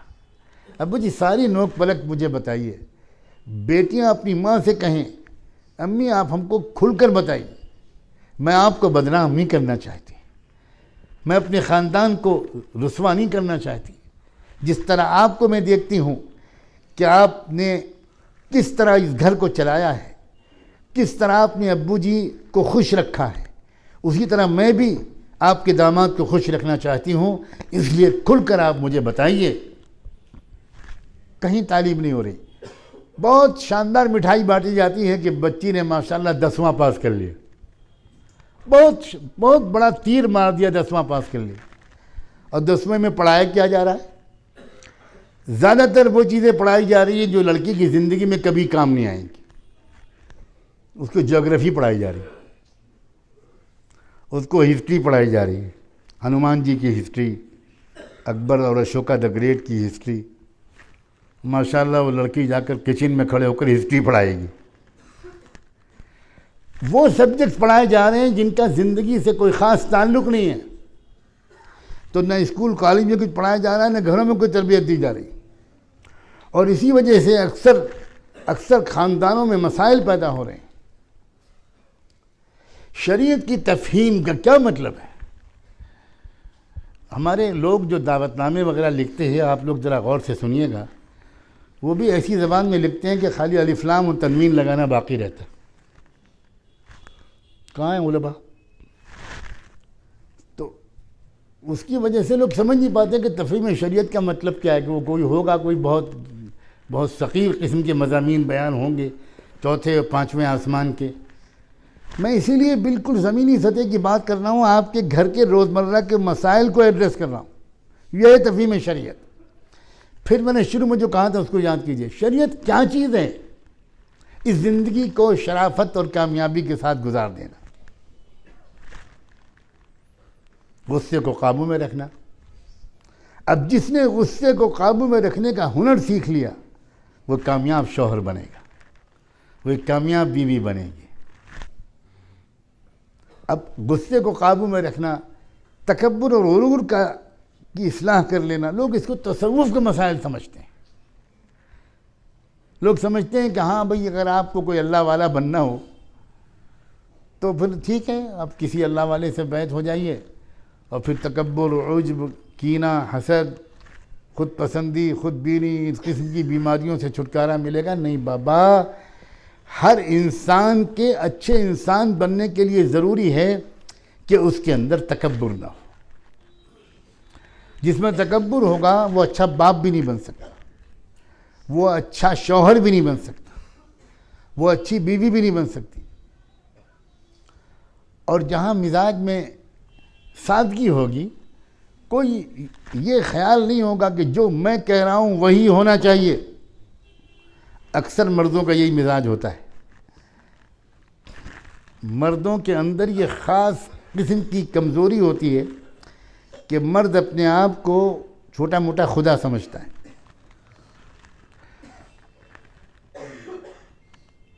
اور اس کا یہ اصرار ہوتا ہے جو میں کہوں, جو میں کہہ رہا ہوں وہی ہونا چاہیے. اور اگر بیوی بھی ماشاءاللہ 20 اور 20.5 ہوئی تو مہابھارت تو ہونی ہونی. بیوی بھی کہتی ہے کہ میں کیا سڑک سے لائی تھی کیا, میں خود اچھے خاندان کی ہوں, جو میں کہہ رہا ہوں وہ ہوگا اس گھر میں. بس لڑائی شروع.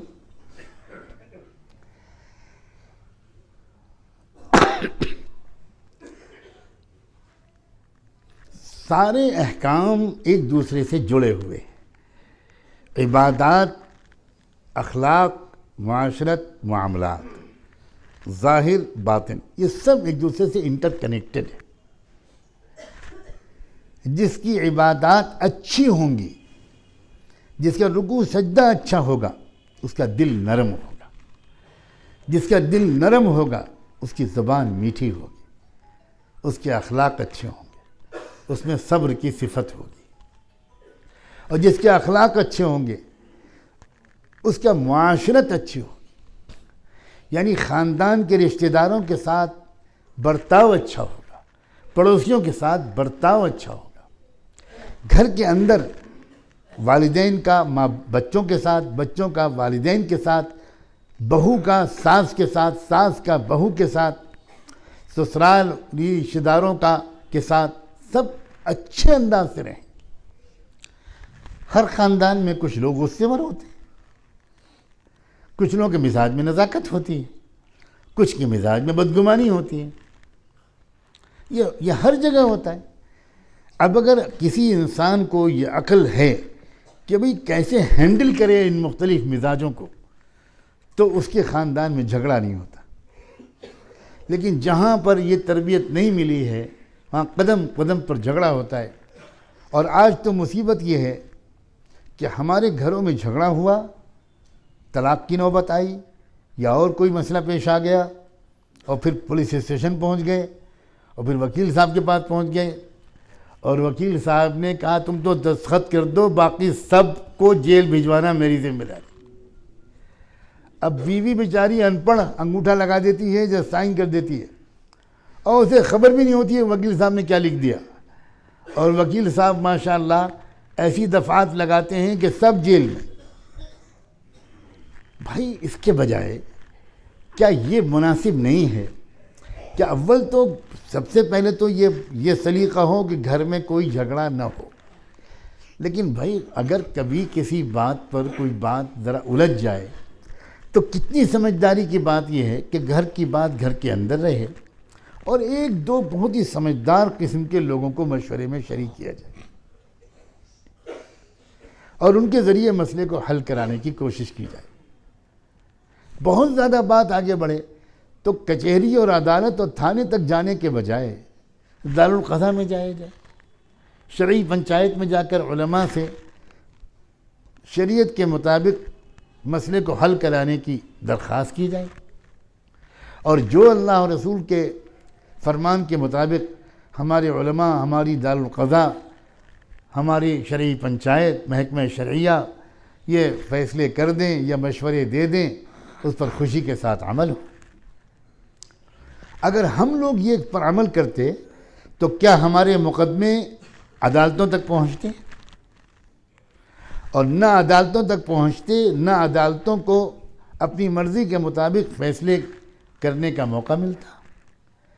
عدالتیں ہمارے گھروں میں آ کر یہ مقدمات لے کر نہیں گئیں، ہم گئے عدالتوں میں، دونوں میں سے کوئی ایک فریق گیا۔ تو یہ ساری غلطیاں جو ہم سے ہو رہی ہیں، ہمارا کتنا پیسہ برباد ہو رہا ہے، کتنے دکھ کی بات ہے۔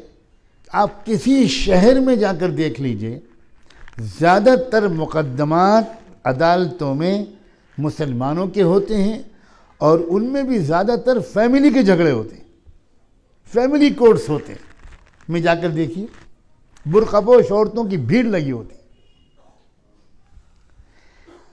اسی لیے اس بات کی ضرورت محسوس کی گئی کہ مختلف علاقوں میں اللہ کے بندوں کو، آپ جیسے حضرات کو جمع کر کے ان مسائل پر بھی بات کی جائے، صاف صاف اور کھل کر بات کی جائے، اور متوجہ کیا جائے اپنے ایمان والے بھائیوں اور بہنوں کو زندگی کے اس پہلو کی طرف، زندگی کے اس گھریلو پہلو میں، گھریلو زندگی میں بھی اللہ کے بتائے ہوئے آسان، فطری اور خوبصورت احکام پر عمل کرنے کی طرف توجہ دلائی جائے۔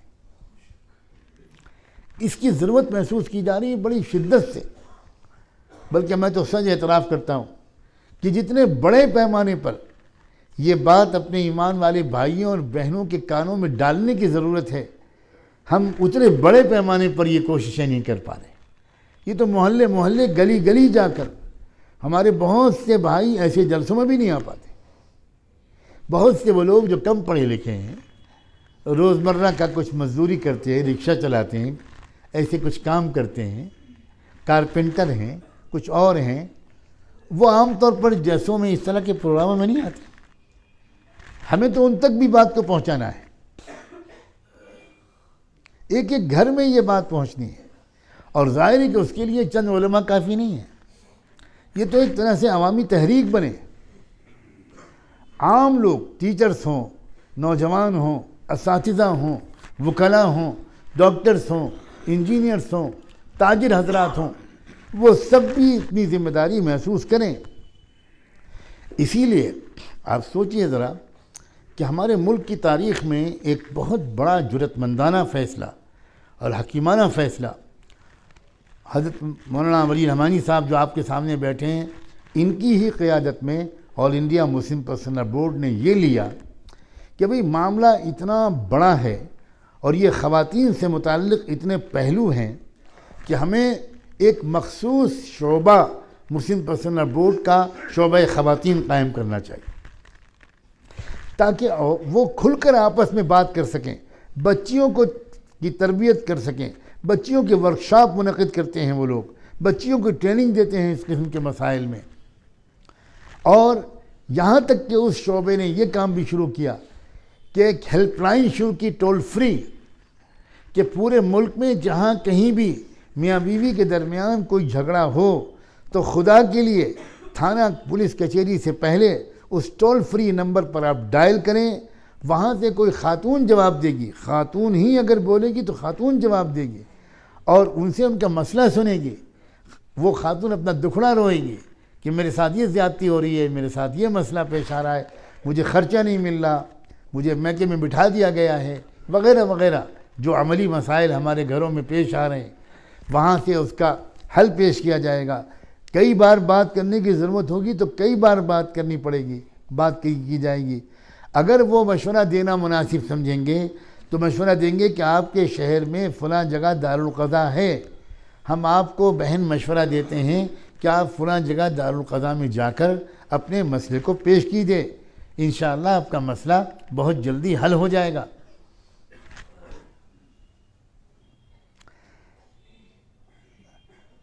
ان ساری کوششوں کا فائدہ اٹھائے جانا چاہیے۔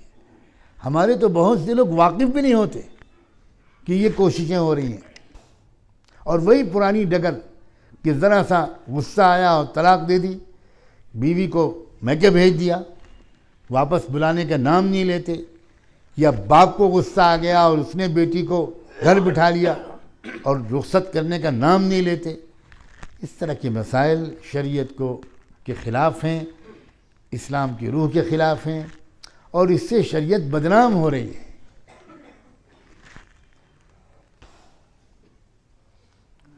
اس شریعت کی بدنامی کی ذمہ داری قبول کرنا کتنا بڑا گناہ ہے، کتنا سنگین جرم ہے یہ بات کہ ہماری بے عملی اور جہالت کی وجہ سے اللہ کی یہ خوبصورت شریعت بدنام۔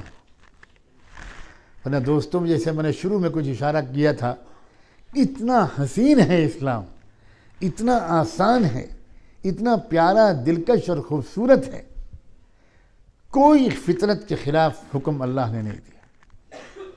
لا یکلف اللہ نفسا الا وسعها۔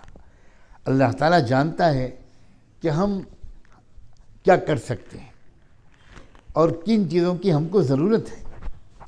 ایک طرح سے اللہ تعالیٰ نے ایک بہت بڑا احسان کیا کہ ہم کو شریعت کے احکام دے دیے، ایک بہت بڑی نعمت ہے اللہ کی۔ ہمیں دونوں ہاتھوں سے سر جھکا کر تشکر و امتنان کے ساتھ اللہ کے اس تحفے کو قبول کرنا چاہیے، اور اپنے گھر والوں کا ذہن بنانا چاہیے، اپنے بیویوں کا، اپنے نوجوان بچوں اور بچیوں کا ذہن بنانا چاہیے۔ شریعت بوجھ نہیں ہے نوجوانوں، شریعت بوجھ نہیں ہے، شریعت تو اللہ کا خوبصورت ترین تحفہ ہے، پیار بھرا تحفہ ہے اپنے بندوں کے لیے۔ یرید اللہ بکم الیسر ولا یرید بکم العسر۔ اللہ تعالیٰ نے تم کو یقین دہانی کرائی ہے کہ میرے بندو، میں تمہارے ساتھ آسانی چاہتا ہوں، میں تم کو مشکل میں ڈالنا نہیں چاہتا، میں تم کو آسان راستہ دکھانا چاہتا ہوں۔ شریعت مشکل راستوں سے نجات دلانے والے نسخے کیمیا کا نام ہے، خداوندی نسخہ ہے یہ کسی انسان، کسی حکیم، کسی انٹلیکچول، کسی فلسفی نے یہ نسخہ نہیں لکھا، یہ اس رب نے لکھا ہے جس سے زیادہ انسانوں کی فطرت کو جاننے والا دنیا میں اور کوئی نہیں ہو سکتا، اس لیے کہ اس فطرت کو اللہ ہی نے بنایا ہے۔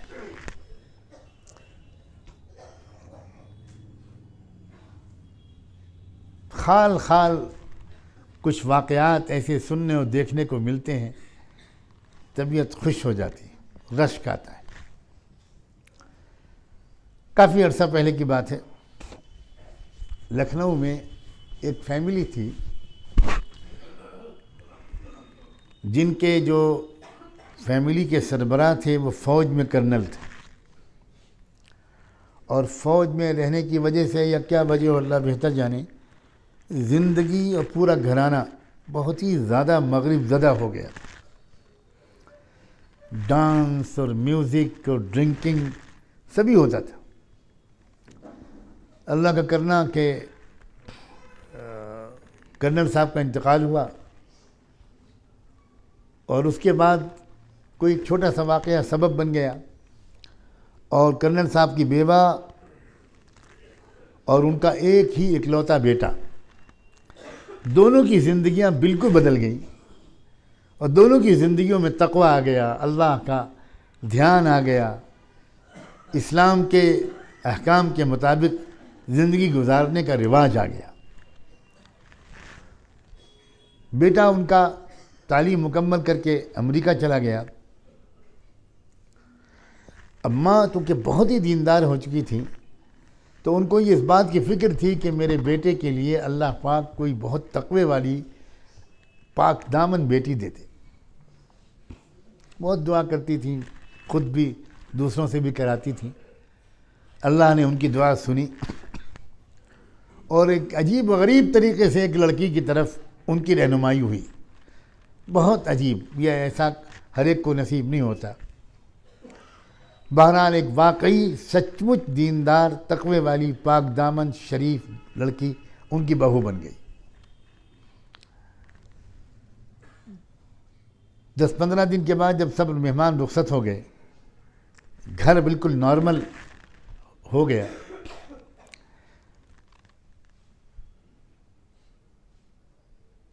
تو ایک دن ان محترمہ نے اپنی نئی نویلی بہو کو بلایا. اشراق کی نماز پڑھ کے بیٹھی تھی، وہ جو نماز پر تلاوت کر رہی تھی. تلاوت مکمل کر کے اپنی بہو کو بلایا. بہو بھاگتی ہوئی شریف بہو اپنی بہت بزرگ ساس کے پاس آئی. جی امی. ماں نے بہو کو بٹھایا اپنے پاس اور چابیاں نکال کے دی کہ بیٹی اب اس گھر کی مالکہ تم ہو. سیف، وارڈروب سب کی چابیاں یہ ہیں، یہ کچن کی ساتھ چابیاں ہیں.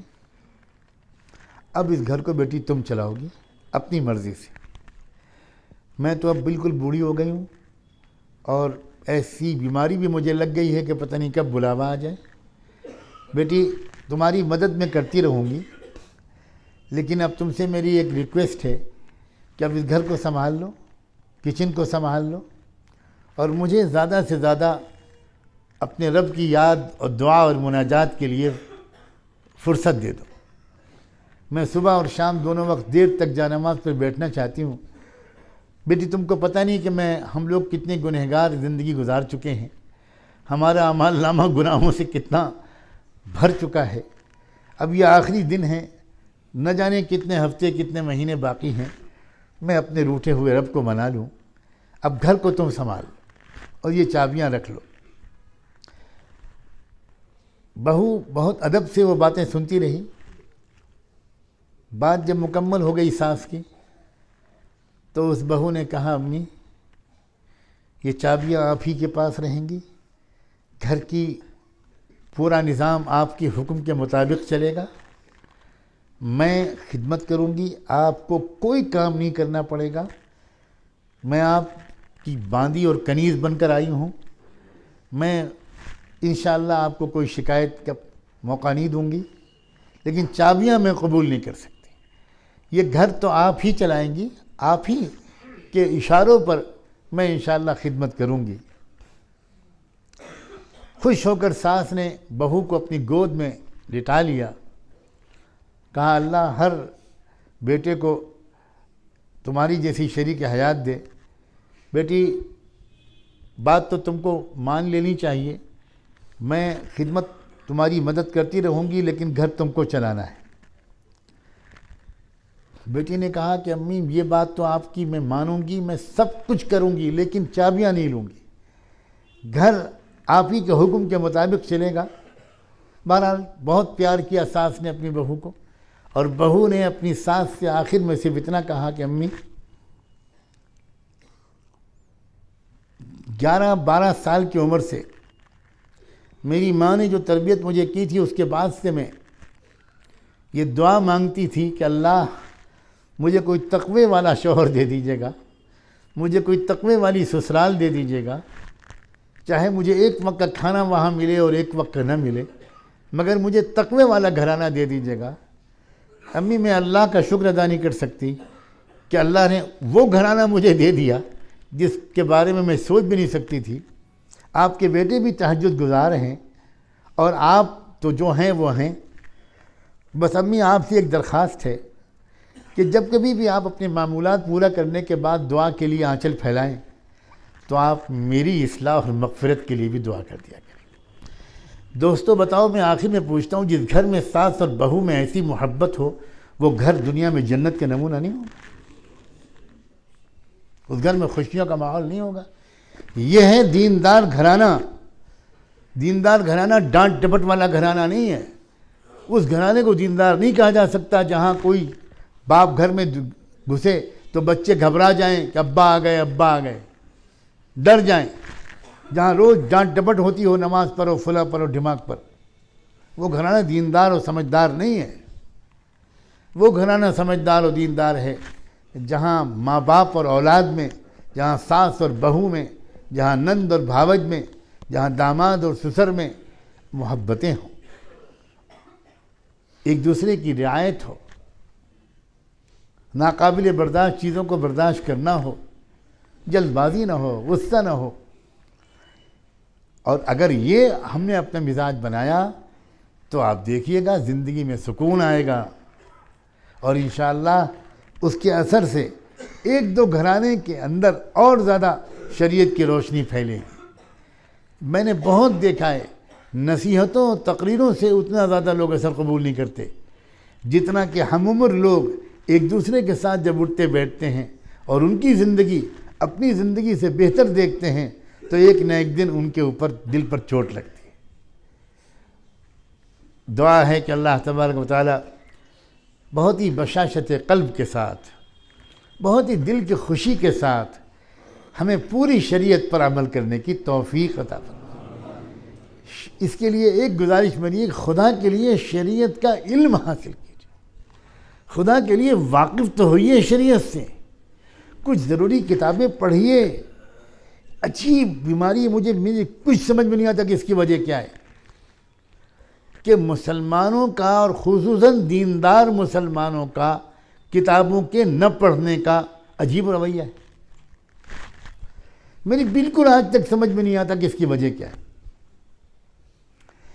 بھائی اسلامی کتابیں ہندی میں بھی آ گئیں، انگریزی میں بھی آ گئیں، اور کاش کہ مجھے یہ نہ کہنا پڑتا اور آپ سب اور آپ کے بچے اور آپ کے پوتے اور پوتیاں اور نواسے اور نواسیاں اردو پڑھنے میں ماہر ہوتے. یہ انتہائی حماقت کی بات ہے کہ جو لوگ اسکول کالج میں پڑھنے کا بہانہ بنا کر اردو پڑھنے سے محروم ہو گئے ہیں، یہ انہوں نے اپنے پیروں پر کلہاڑیاں ماری ہیں اور اپنے مستقبل کو تباہی کے دہانے پہ پہنچایا ہے. کوئی زندہ قوم اپنی زبان کو نہیں چھوڑتی، کوئی زندہ قوم اپنی زبان کو نہیں چھوڑتی. آپ کے ملک میں چائنا کے لوگ، چینی لوگ کتنے رہتے ہیں؟ آپ کے شہر میں کتنے لوگ ہوں گے چینی؟ 10-15 ہوں گے، 20-25 ہوں گے بس. ہر شہر میں اس سے زیادہ لوگ نہیں ہیں ہمارے ملک میں چین کے. لیکن چین کے لوگ دنیا کے کسی غار میں رہیں، وہ اپنے بچوں کو چینی زبان پڑھاتے ہیں. یہودی ہزاروں سال تک دھکے کھاتے رہے دنیا میں، ہزاروں سال تک. جیسے ہی ان کی حکومت بنی اسرائیل میں، ان کی زبان بالکل زندہ زبان بن گئی. کیسے کامیاب ہوئے وہ میڈیکل تعلیم اپنی زبان میں دیتے ہیں، وہ انجینئرنگ کی تعلیم اپنی زبان میں دیتے ہیں، وہ سائنس اور سارے سبجیکٹ اپنی زبان میں پڑھاتے ہیں. انہوں نے کیسے ہی کامیابی حاصل کی؟ ہم تو آزادی کے بعد سے 70 سال میں اردو بھول گئے، اور وہ ہزاروں سال میں انہوں نے ہیبریو زبان کو نہیں بھولا. انہوں نے طے کر لیا تھا کہ ہم چاہے ایک رہیں گے یا 2 گھر رہیں گے، ہم اپنی عبرانی زبان ہیبریو زبان کو نہیں چھوڑیں گے. چنانچہ جیسے ہی ان کے ہاتھ میں ایک ملک کا اقتدار آیا، انہوں نے اس ملک کے پورے ایجوکیشنل سسٹم کو، پورے گورننس سسٹم کو، پورے بینکنگ سسٹم کو، سب کو ہیبریو زبان میں انہوں نے کنورٹ کر دیا.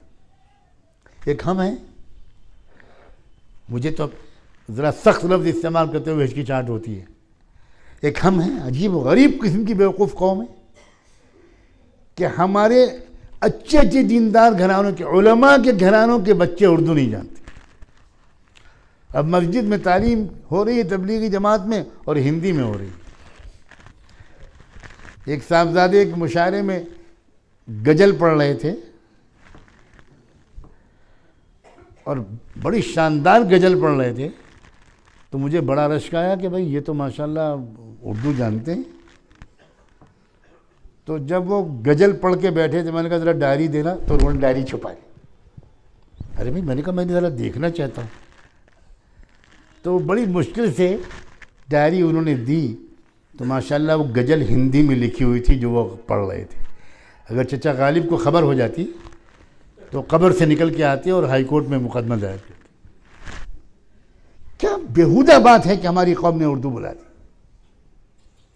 कितनी डूब मरने की बात है। हमारी कौम को इसका एहसास भी नहीं है कि हमको उर्दू नहीं आती। याद रखें कि ज़ुबान सिर्फ ज़ुबान नहीं होती, अपनी तहज़ीब की मास्टर की होती है। अकबरी दरवाज़ा होता है तहज़ीब का। अगर आप अपनी ज़ुबान नहीं जानते तो यकीनी तौर पर आप शरीयत और तहज़ीब से दूर होकर रहेंगे। इसलिए मैं तो इस मौके पर यह भी कहना चाहता हूं कि भाई आप कमाल है, दुनिया भर की कौमें उर्दू पढ़ रही हैं। अभी मुझे कोई बता रहा था, अभी थोड़ी देर पहले, खुद कानपुर और लखनऊ के DPS दिल्ली पब्लिक स्कूल के बारे में, कि वहाँ के 8-10 नॉन मुस्लिम घरानों के बच्चों ने उर्दू ली है। अब मैं इस पर तो तशरीह नहीं करूँगा कि किन मकासद के लिए लोग उर्दू पढ़ रहे हैं, लेकिन हम अपनी कौम को इस ख्वाब गफलत से बेदार करना चाहते हैं कि भाई हमने अपनी उर्दू छोड़ी, तो उर्दू छोड़ने का मतलब ये हुआ कि हम गैर शऊरी और गैर इरादी तौर पर अपने मज़हब और अपनी तहज़ीब से दूर हो गए। ये बातें हैं जो संजीदगी लाएंगी कौम में। अगर आप हफ्ते में सिर्फ 2 घंटे उर्दू पढ़ने के लिए फारिग कर दें, सिर्फ हफ्ते में 2 घंटे, तो आप 3 महीने के अंदर इतनी उर्दू पढ़ सकते हैं कि आराम से आप सादा सी ज़रूरी इल्म वाली किताबें पढ़ सकते हैं। और ये बात इसलिए याद आई मुझे कि मैंने ये कहा कि भाई कुछ किताबों का मुताला कीजिए, किताबों को पढ़ने का शौक़ बनाइए। बिल्कुल किताबों के पढ़ने का शौक़ हमारी कौम के अंदर नहीं। पता नहीं क्या हो गया है। वो कौम जिसकी शुरुआत कराई गई थी तरबियत की इक़रा कहकर, उस कौम से कम मुताले का ज़ौक़ रखने वाली कोई और कौम शायद आज दुनिया में मौजूद नहीं। थोड़ी थोड़ी किताबें मालूम कीजिए कि मैं कौन सी किताब पढ़ूँ। आप किताबें पढ़ेंगे तो इस्लाम का जो खूबसूरत निज़ाम ज़िंदगी है वो आपके सामने आएगा। आपका हौसला बढ़ेगा, आपका इल्म बढ़ेगा, आपकी क़ुव्वत इरादी मज़बूत होगी और आप बड़ी बसीरत और दानाई के साथ, बड़े ख़ुद एतमादी के साथ आप शरीयत पर इंशाअल्लाह अमल करेंगे। एहसास कमतरी आपके अंदर से निकलेगा और आप एक फ़ख्र के साथ, बड़े इत्मीनान के साथ, शरह सद्र के साथ अल्लाह की भेजी हुई इस खूबसूरत शरीयत पर अमल करेंगे और दुनिया और आखिरत दोनों जगह इंशाअल्लाह कामयाब होंगे। जज़ाकुमुल्लाह ताला। अल्लाह ताला इस हमारे मिल बैठने को कबूल फरमाए, मुफीद बनाए। जो बातें कही गई हैं उनको याद रखकर उन पर अमल करना हम सब के लिए आसान बनाए। दुआ नहीं, कुछ कलिमात, फिर दुआ, थोड़ी सी चंद बात। देखिए लोग कितने शौक़ से आए हैं। चंद कलिमात। नहीं, बैठे तशरीफ़ रखिए, कोई माजूरी वाला चंद मिनट बैठ जाएं ज़रा हज़रत।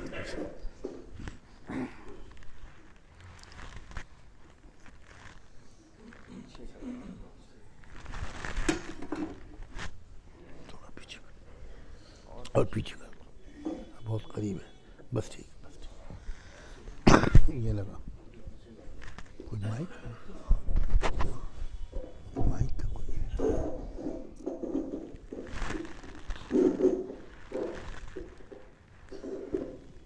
अल्लाह।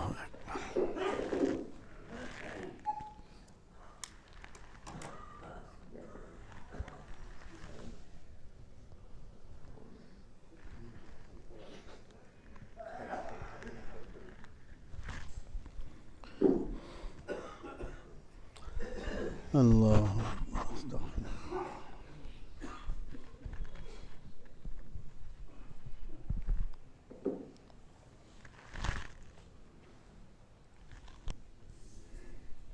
बिस्मिल्लाहिर्रहमानिर्रहीम व बिही नस्तईन वस्सलातु वस्सलामु अला सय्यिदिना मुहम्मद व अला आलिहि व सहबिहि अजमईन। अम्मा बाद। اللہ کا بڑا فضل ہے کہ اللہ تعالیٰ نے آپ کے لیے آج کی رات کو بڑی کامیابی کی رات، بڑی مقدر والی رات اللہ نے اس رات کو بنایا ہے۔ آپ خوش قسمت ہیں کہ ابھی آپ نے بہت تفصیل کے ساتھ تحفظ شریعت کے موضوع پر حضرت مولانا خلیل الرحمن سجاد صاحب مدد اللہ سے بڑی قیمتی باتیں سن رہے تھے، اور حضرت مولانا نے بالکل زمینی سطح کی مثالوں کے ذریعے سے ہماری کمزوریوں کو بھی واضح کیا، اور اس کے ساتھ ساتھ کمزوری سے بچنے کی راہ بھی بتائی۔ اس بھرپور خطاب کے بعد شاید کسی تقریر کی ضرورت نہیں ہے، اور میں یہ سمجھتا ہوں کہ اب کسی تقریر کا کرنا آپ کے اوپر زیادتی ہوگی۔ تھوڑی سی بات حضرت مولانا کے حکم کی تعمیل میں عرض کرنا چاہتا ہوں۔ ایک بات مولانا نے آخر میں چلتے چلتے یہ فرمائی کہ شریعت کو، دین کو سیکھنا چاہیے، جاننا چاہیے۔ نہیں جانیں گے تو گمراہی میں مبتلا ہوں گے، اور نہیں جانیں گے تو جو اعتراض اسلام پر کیا جا رہا ہے چاروں طرف، اس کا جواب نہیں دے پائیں گے۔ ہماری بحیثیت مسلمان ایک ذمہ داری یہ ہے کہ ہم شریعت کو جانیں، اس پر عمل کریں، اس کو پھیلائیں۔ ہماری دوسری ذمہ داری یہ ہے کہ ہم شریعت کو جانیں، اس پر غور کریں، اور اسلام پر پڑنے والے اعتراضات، اسلام پر، اسلام کے خلاف کہے جانے والے جملوں کا جواب دے سکیں۔ یہ بھی بڑی ضرورت ہے اس بات کی۔ ہم اور آپ بعض دفعے بھٹک جاتے ہیں صرف اس وجہ سے کہ بعض بنیادی سوالات جو بار بار دہرائے جاتے رہے ہیں، ان کے جوابات ہم نے کبھی سوچا نہیں، ہم نے غور نہیں کیا۔ نہ زندگی میں ہمارے عمل کا خاکہ، زندگی میں عمل کی جو کمزوری ہمارے اور آپ کی ہے، ابھی حضرت مولانا نے بہت تفصیل سے مثالوں کے ذریعے اسے بتایا۔ اور دوسری چیز، دین جاننے کے بعد اس پر سوچنا، غور و فکر کرنا، ہمارا مزاج ایسا نہیں ہے۔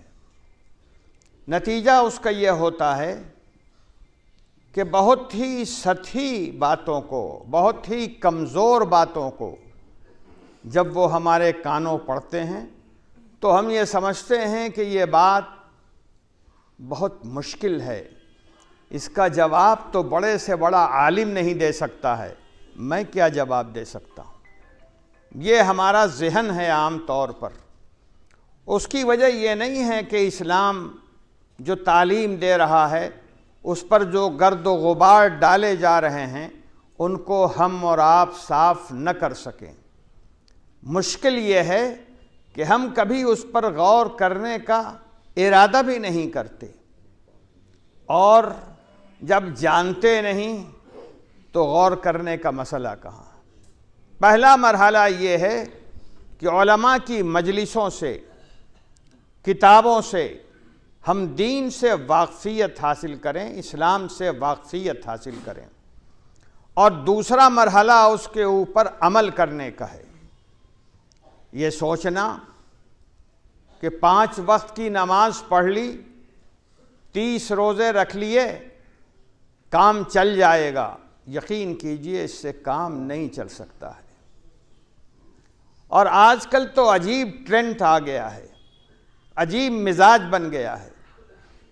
ہم ساری زیادتیاں کرتے ہیں اپنے اوپر، اپنے گھر والوں پر، اسلام پر، اور پھر یہ سمجھتے ہیں کہ ایک عمرہ سارے گناہوں کو دھو دے گا۔ یہ ایک حقیقت ہے۔ ہماری زندگیوں میں کوئی تبدیلی نہیں آتی۔ 25 عمرے کر لیے، 4 حج کر لیے، کوئی تبدیلی نہیں۔ مطلب یہ کہ ہمارا عمرہ، ہمارا حج، ہماری نمازیں اس طرح کی نماز نہیں ہے جس طرح کی نماز، جس طرح کے حج، جس طرح کے عمرے کی تعلیم ہمارے آقا صلی اللہ علیہ وسلم نے دی تھی۔ یہ بنیادی کمزوری ہے ہماری، ورنہ اللہ تعالیٰ نے قرآن مجید میں فرما دیا ہے کہ نماز انسانوں کو بے حیائی اور بری باتوں سے روکتی ہے۔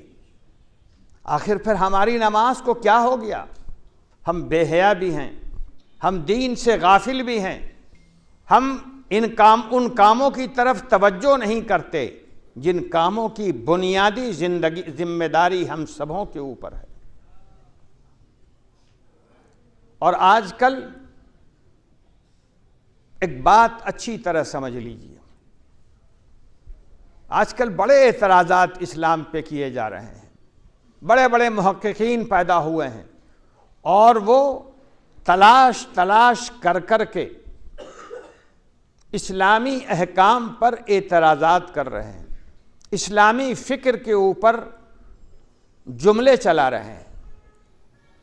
ہم سنتے ہیں ایمان ہمارا پہلے سے کمزور اور بھی کمزور ہو جاتا ہے، ہم سمجھتے ہیں کہ ان کا کوئی حل نہیں ہے، اور نتیجہ اس کا یہ ہوتا ہے کہ سب کچھ کرنے کے بعد ہمارے حصے میں کچھ نہیں ہوا کرتا ہے، ہماری زندگیوں میں کوئی تبدیلی نہیں۔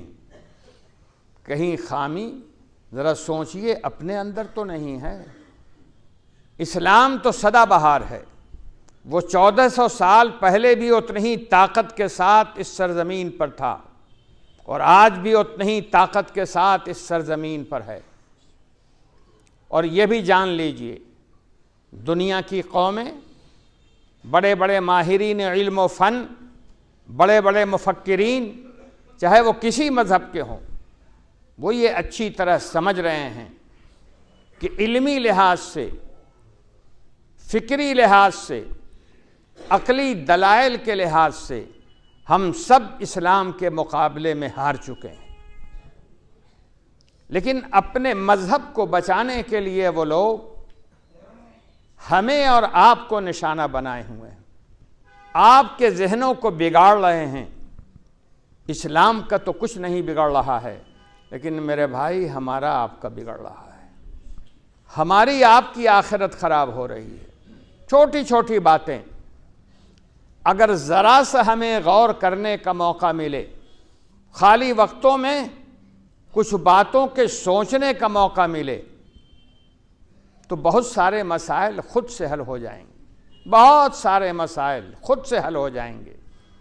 لیکن ہماری بدقسمتی یہ ہے کہ اگر ہم نمازی ہیں تو امام صاحب کو ٹوکنے سے چھٹی نہیں ہے ہم کو۔ امام صاحب اگر 1.5 منٹ دیر سے آئے نماز پڑھانے کے لیے تو 5ویں صف سے پہلی صف تک پہنچتے ہوئے 7 جملے تو اطمینان سے سنیں گے۔ ہماری سوچ اسی پر ہے۔ امام صاحب دیکھتے نہیں، 1.5 منٹ دیر سے آپ آئیں، اور ماشاءاللہ صاحبزادے جوان سال پروقار اپنی شاندار وہ گھڑی دکھاتے ہیں جو سسرال میں انہیں حرام کی ملی ہے، یہ دکھاتے ہیں، اور امام صاحب کو ذلیل کرنا چاہتے ہیں۔ یہ طریقہ صحیح نہیں ہے۔ جیسے آپ انسان، امام بھی انسان ہے، کبھی اسے وضو کرنے میں وقت لگ سکتا ہے، لیکن ہم یہ نہیں سمجھتے ہماری 3 رکعتیں نہیں 4 اور 6 وقت کی نمازیں چھوٹ جائیں، کوئی حرج کی بات نہیں۔ امام صاحب 30 سیکنڈ دیر سے نہیں آنا چاہیے، تنخواہ جو لیتے ہیں، ملازمت کا بھی خیال نہیں آپ کو، یہ کہتے ہیں ہم لوگ، بھلا بتائیے۔ یہ صورتحال، باہر سے جو اعتراضات اسلام کے اوپر آ رہے ہیں ہمیں اس پر غور کرنے کی چھٹی نہیں ہے۔ میں ایک مثال دوں، بات واضح ہو جائے گی۔ بہت چلتی ہوئی بات، مسئلہ ہے، اور آپ میں سے بہت سے لوگ جانتے ہوں گے کہ اگر کسی لڑکے کے والد کا انتقال ہو گیا، اس کے دادا زندہ ہیں، تو شریعت کا حکم یہ ہے جو عام طریقے پہ لوگ جانتے ہیں، شریعت کا حکم یہ ہے کہ وہ لڑکا حصہ نہیں پائے گا دادا کی جائیداد سے۔ پہلے یہ غلط فہمی میں دور کر دوں کہ جائیداد ملنے کے سلسلے میں، ذرا باریک بات ہے دھیان سے سنیے گا، جائیداد ملنے کے سلسلے میں ایسی شکل کے اندر جو شکل میں نے بیان کی ہے، 36 شکلیں ہیں، 36 شکلیں ہیں، 35 شکلوں کے اندر جائیداد پوتے کو ملتی ہے۔ ایک شکل ایسی ہے جس میں جائیداد پوتے کو نہیں ملتی۔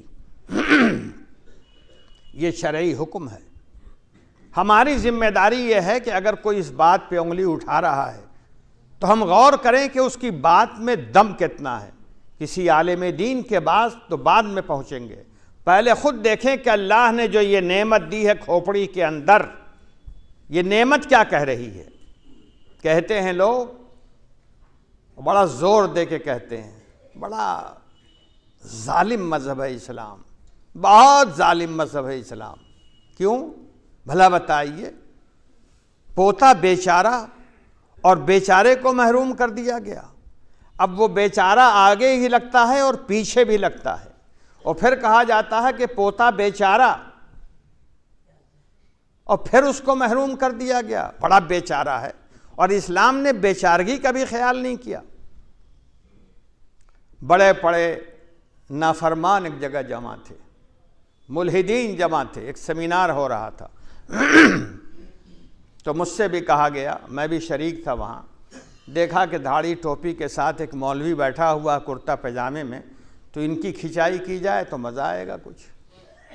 تو کہنے لگے کہ مولانا یہ بتائیے، آپ کا نمبر تو بعد میں آئے گا لیکن آ جائیے آپ، اور ذرا یہ بتا دیجئے کہ اسلام بیچارگی کا کیوں نہیں خیال کرتا۔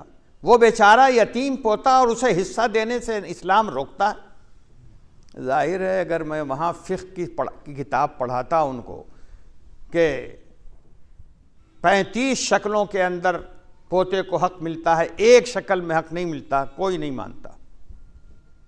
میں اللہ کا نام لے کر آ گیا اب وہیں جہاں سے لوگ بولا کرتے ہیں، اور میں نے کہا کہ آپ کی یہی بات ہے جس کا جواب آپ چاہتے ہیں کہ اسلام بڑا ظالم مذہب ہے، پوتے کو نہیں ملتا، اس کی بیچارگی کا بھی اسلام نے خیال نہیں کیا۔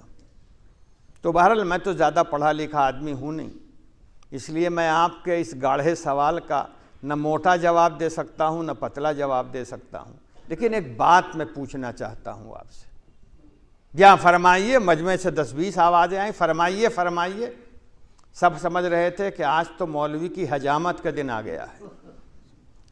میں نے کہا ایک بات بتائیے، اس مسئلے میں تو جو آپ کہہ رہے ہیں وہ ٹھیک ہی کہہ رہے ہوں گے، مجھے تو ایک بات بتا دیجیے، میرے یہاں کا ایک واقعہ ہے اور سچا واقعہ، میں آپ سے کہتا ہوں سچا واقعہ۔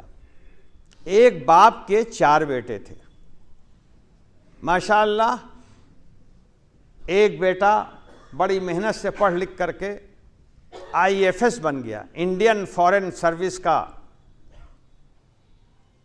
ایک حصہ بن گیا، نوکری ہو گئی، کبھی وزارت خارجہ میں ہندوستان کے اندر اور اکثر ہندوستان سے باہر کام کرنے لگا۔ اس کا دوسرا چھوٹا بھائی اس سے، وہ پڑھ لکھ ٹھیک سے نہیں سکا، بمشکل کھینچ کھانچ کر کے BA کر سکا، اس نے وہ کر سکا، اور وہ بھی 3rd ڈویژن۔ تو بڑے بھائی کی مدد سے اس کے منصب کی قوت کی وجہ سے اسے ایک کالج میں نوکری مل گئی. میں جو کہہ رہا ہوں یہ واقعہ ہے. ایک کالج میں نوکری مل گئی. تیسرا بھائی اس کا بڑے غلط قسم کا بچہ نکل گیا. کچھ ہی بڑا ہوا تھا کہ اسے شراب کی لت لگ گئی, جوئے کی لت لے گئی, اور